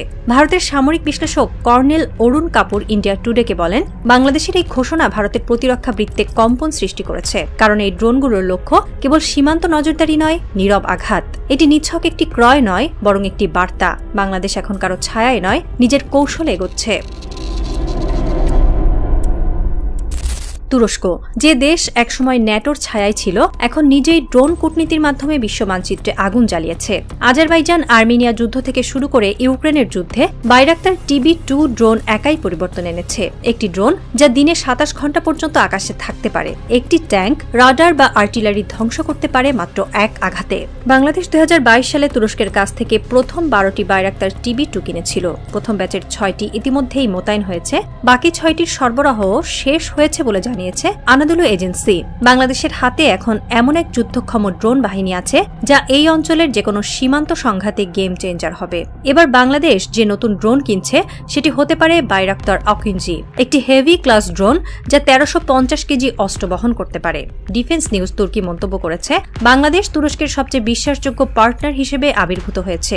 আকিঞ্জি বা তার সমপর্যায়ের মডেল হাতে পেলে বাংলাদেশ দক্ষিণ এশিয়ায় একটি নতুন ড্রোন ডিটারেন্স তৈরি করবে। দিল্লির সামরিক কৌশলবিদরা এখন নীরবে হিসাব করছে। রংপুর ও রাজশাহী সীমান্তে যে ভারতীয় ট্যাঙ্কগুলো সারি বেঁধে দাঁড়িয়ে আছে, সেগুলো যদি আকাশ থেকে আসা লেজার গাইডেড ক্ষেপণাস্ত্রে পুড়ে যায়, তখন কি হবে? বাংলাদেশ যখন তুরস্কের সঙ্গে আলোচনা চালিয়ে যাচ্ছে, তখন চীনের একটি প্রতিনিধি দল নিঃশব্দে ঢাকা সফর করে গেছে। তারা এসেছে China aerospace long March international, অর্থাৎ চীনের বিখ্যাত কাল্ট কোম্পানি পক্ষ থেকে।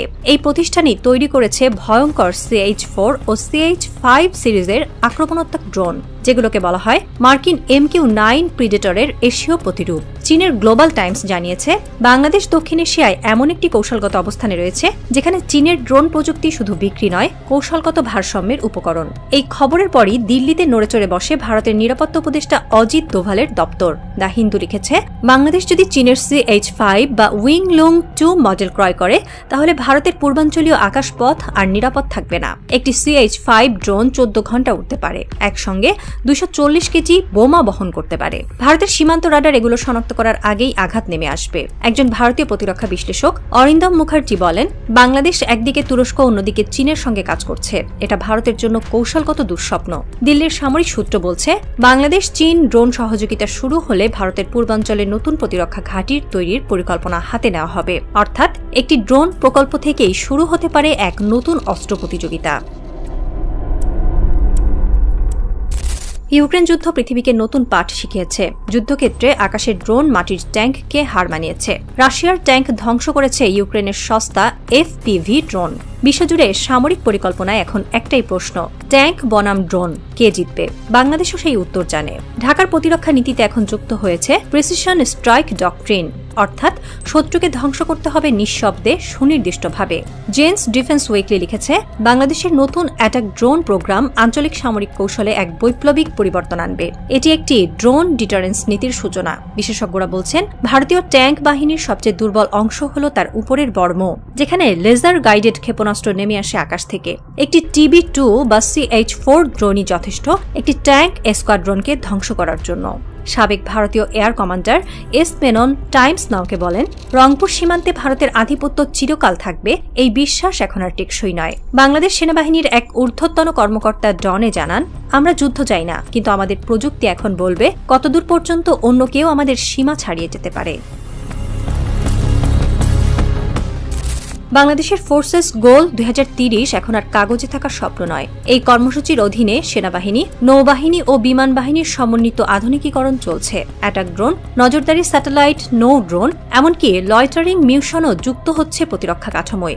নিউএজ বিশ্লেষণে বলেছে, বাংলাদেশের নতুন প্রযুক্তি বিনিয়োগ প্রতিরক্ষার পাশাপাশি শিল্প অর্থনীতিতেও প্রভাব ফেলবে। এটি এক ধরনের প্রতিরক্ষা বিপ্লব। এই প্রোগ্রামের স্থপতি হিসেবে প্রায় নাম আসে বাংলাদেশের সেনা প্রধান জেনারেল ওয়াকারুজ্জামানের। তার নেতৃত্বেই drone unit, digital control central এবং ইন্টিগ্রেটেড কমান্ড সিস্টেম চালু হয়েছে। একজন ইউরোপীয় সামরিক বিশেষজ্ঞ দ্য ইকোনমিস্টে মন্তব্য করেন, বাংলাদেশ এক দশকে যেভাবে সশস্ত্র বাহিনীকে প্রযুক্তি নির্ভর করেছে তা ভারত বা মিয়ানমার কেউই কল্পনা করেনি। বাংলাদেশ এখন আকাশ থেকে সীমান্ত, নদী, এমনকি সমুদ্র উপকূলও পর্যবেক্ষণ করতে পারে। একই সঙ্গে নিজেদের তৈরি ড্রোন রাডার পরীক্ষার কাজও শুরু হয়েছে রাজশাহীতে। এই সমন্বয়ই ভারতের মাথা ব্যথার মূল কারণ একবার যদি বাংলাদেশের আকাশ নিয়ন্ত্রণ ব্যবস্থা পুরোপুরি স্থাপিত হয়, তাহলে ভারতীয় বিমান ও নজরদারি কার্যক্রম বাংলাদেশ সীমান্তের 50 কিলোমিটারের মধ্যে আর নিরাপদ থাকবে না। রাতের শেষে ঢাকার আকাশে দেখা গেল এক বিন্দু আগুন। একটি ড্রোন নিঃশব্দে উড়ে গেল উত্তর দিকে, তারপর মিলিয়ে গেল কুয়াশায়। রাডার সেটগুলোতে দেখা গেল ক্ষীণ সংকেত, মিশন সাকসেস। ভারতের উত্তরবঙ্গের ঘাঁটিতে তখন আলো জ্বালানো হলো, সেনারা টহল বাড়ালো। দিল্লিতে প্রতিরক্ষা মন্ত্রী রাজনাথ সিং এক জরুরি বৈঠকে বলেন, বাংলাদেশের পদক্ষেপ আমাদের নিরাপত্তা নীতি পুনর্গঠনের ইঙ্গিত দিচ্ছে। কিন্তু দিল্লির বিপরীতে ইসলামাবাদ যেমন পাল্টা কথার লড়াই খেলে নিয়মিত, ঢাকা সেটা করল না। বাংলাদেশের প্রতিরক্ষা মুখপাত্র শুধু এক লাইনে বললেন, আমরা কাউকে ভয় দেখাতে চাই না, আমরা শুধু প্রস্তুত। রয়টার্সের প্রতিবেদন শেষ হয়েছে এই বাক্যে। বাংলাদেশের নীরব ড্রোন বিপ্লব দক্ষিণ এশিয়ার আকাশে এক নতুন স্নায়ুযুদ্ধের ইঙ্গিত দিচ্ছে। আকাশে আবার নিস্তব্ধতা নেমে এসেছে, কিন্তু সেই নীরবতার ভেতরেই শোনা গেল নতুন যুগের শব্দ, ড্রোনের পাখায় ঘূর্ণায়মান এক দেশের আত্মবিশ্বাস।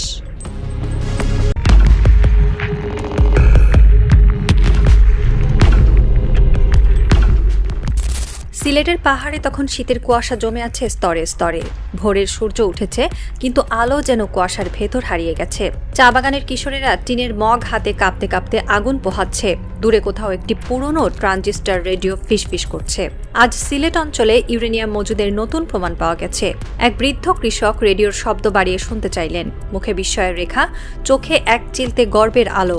তিনি ফিসফিস করে বললেন, এই পাহাড় একদিন দেশটাকে বদলে দেবে। তার কণ্ঠের নিচে নরমভাবে বয়ে যাচ্ছিল এক বিশ্বাস, যে মাটি তেজস্ক্রিয় সেই মাটি পরাধীন থাকতে পারে না। কিন্তু সেই পাহাড়ের নিচে যা ঘুমিয়ে আছে তা কেবল খনিজ নয়, এটি ইতিহাসের গোপন পৃষ্ঠা। বহু বছরের লজ্জা, ভয় এবং পরাধীনতার প্রতীক হয়ে রয়েছে সেই তেজস্ক্রিয় মাটি।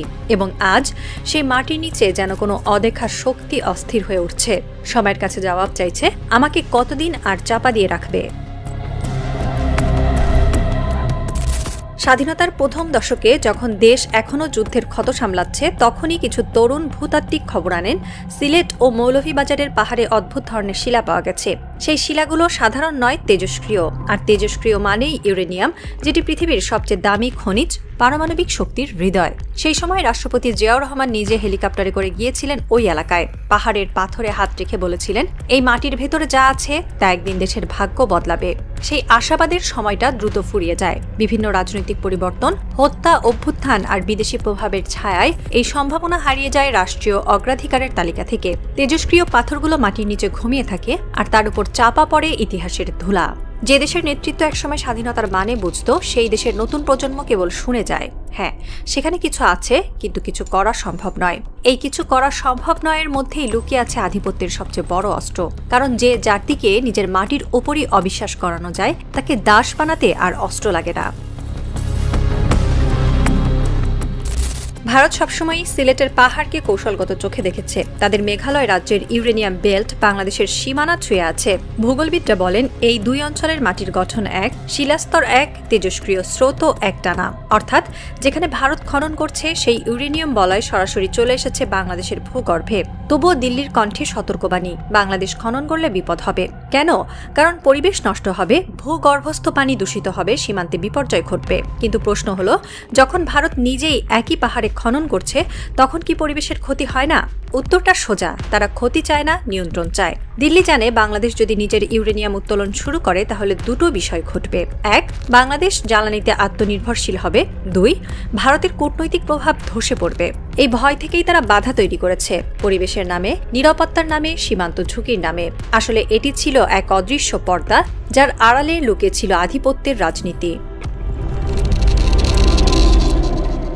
ইউরেনিয়াম কেবল জ্বালানি নয়, এটি সার্বভৌমত্বের প্রতীক। যে দেশ নিজের জ্বালানি উত্তোলন করতে পারে সে কখনো পরাধীন থাকে না, আর যে দেশ নিজের সম্পদে হাত দিতে ভয় পায় সে অর্থনৈতিকভাবে যতই বড়ই হোক না কেন মানসিকভাবে দাসী থাকে। বাংলাদেশের জন্য ইউরেনিয়াম মানে স্বাধীন জ্বালানি নীতি, নিজস্ব পারমাণবিক শক্তি এবং বৈদেশিক মুদ্রা সাশ্রয়ের বিপুল সম্ভাবনা।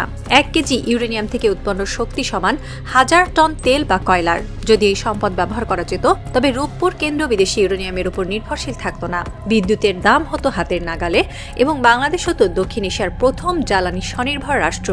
কিন্তু এই যদি শব্দটাই সবচেয়ে ভয়ঙ্কর, কারণ যতদিন এই সম্ভাবনা থাকে যদিতে, ততদিন দিল্লির নিয়ন্ত্রণ অটুট থাকে। বিগত সরকারগুলো নিজেদের রাজনৈতিক টিকে থাকার জন্য এই প্রশ্নটিকে এড়িয়ে গেছে। কারো সাহস হয়নি বলতে এটা আমাদের সম্পদ, আমরা তুলব। কারো কণ্ঠে সেই স্বাধীনতা উচ্চারণ হয়নি। ফলে মাটির নিচে শুধু ইউরেনিয়াম নয়, চাপা পড়েছে একটি জাতির সম্ভাবনাও। যে ভয় দিয়ে শাসন করা যায় তাকে টিকিয়ে রাখা হয় প্রজন্মের পর প্রজন্ম। বাংলাদেশের অভ্যন্তরীণ রাজনীতিতে সেই ভয় ঢুকে গেছে খুব সূক্ষ্মভাবে। যখনই কেউ ইউরেনিয়ামের প্রসঙ্গ তুলেছে তখনই কেউ না কেউ বলেছে দিল্লি খুশি হবে না। যখনই কেউ নতুন জরিপের প্রস্তাব দিয়েছে সীমান্তে উত্তেজনা বেড়েছে। যখনই কেউ স্বাধীন জ্বালানি নীতি দিয়েছে তাকে ঘিরে তৈরি হয়েছে সন্দেহ, ষড়যন্ত্র এবং কূটনৈতিক চাপ। এই চক্রটাই ভারতের সবচেয়ে বড় সাফল্য। তার গুলি ছুড়তে হয়নি, ভয় ছিল অস্ত্র। কিন্তু আজ পরিস্থিতি বদলাচ্ছে। নতুন নেতৃত্ব জানে এই ভয় টিকিয়ে রাখলে অর্থনীতি কখনো স্বাধীন হবে না। রাশিয়া, চীন বা ইউক্রেনের মতো দেশ প্রযুক্তিগত সহায়তা দিতে আগ্রহী। তবু দিল্লি এখনো প্রতিবন্ধকতা সৃষ্টি করে চলেছে, কারণ তারা জানে বাংলাদেশ একবার আত্মনির্ভরশীল হয়ে গেলে আর ফিরে তাকাবে না। এই রাজনীতির নাম নীরব দখল, যেখানে কোনো সৈন্য নেই কিন্তু প্রতিটি সিদ্ধান্ত নিয়ন্ত্রিত। বাংলাদেশের ইতিহাসে প্রতিবার যখন বড় কোনো পরিবর্তন এসেছে তখন সেই ঢেউ এসেছে তরুণদের হাত ধরে। ভাষা আন্দোলনের সময়ও তাই ছিল, মুক্তিযুদ্ধের সময়ও তাই ছিল, আর এখন যখন রাষ্ট্র আবার এক নতুন মোড়ে দাঁড়িয়ে, সেই ইতিহাস যেন ফিরে এসেছে নতুন রূপে। আজকের তরুণ প্রজন্ম জানে স্বাধীনতা মানে শুধু পতাকা নয়, মানে সিদ্ধান্ত নেওয়ার ক্ষমতা।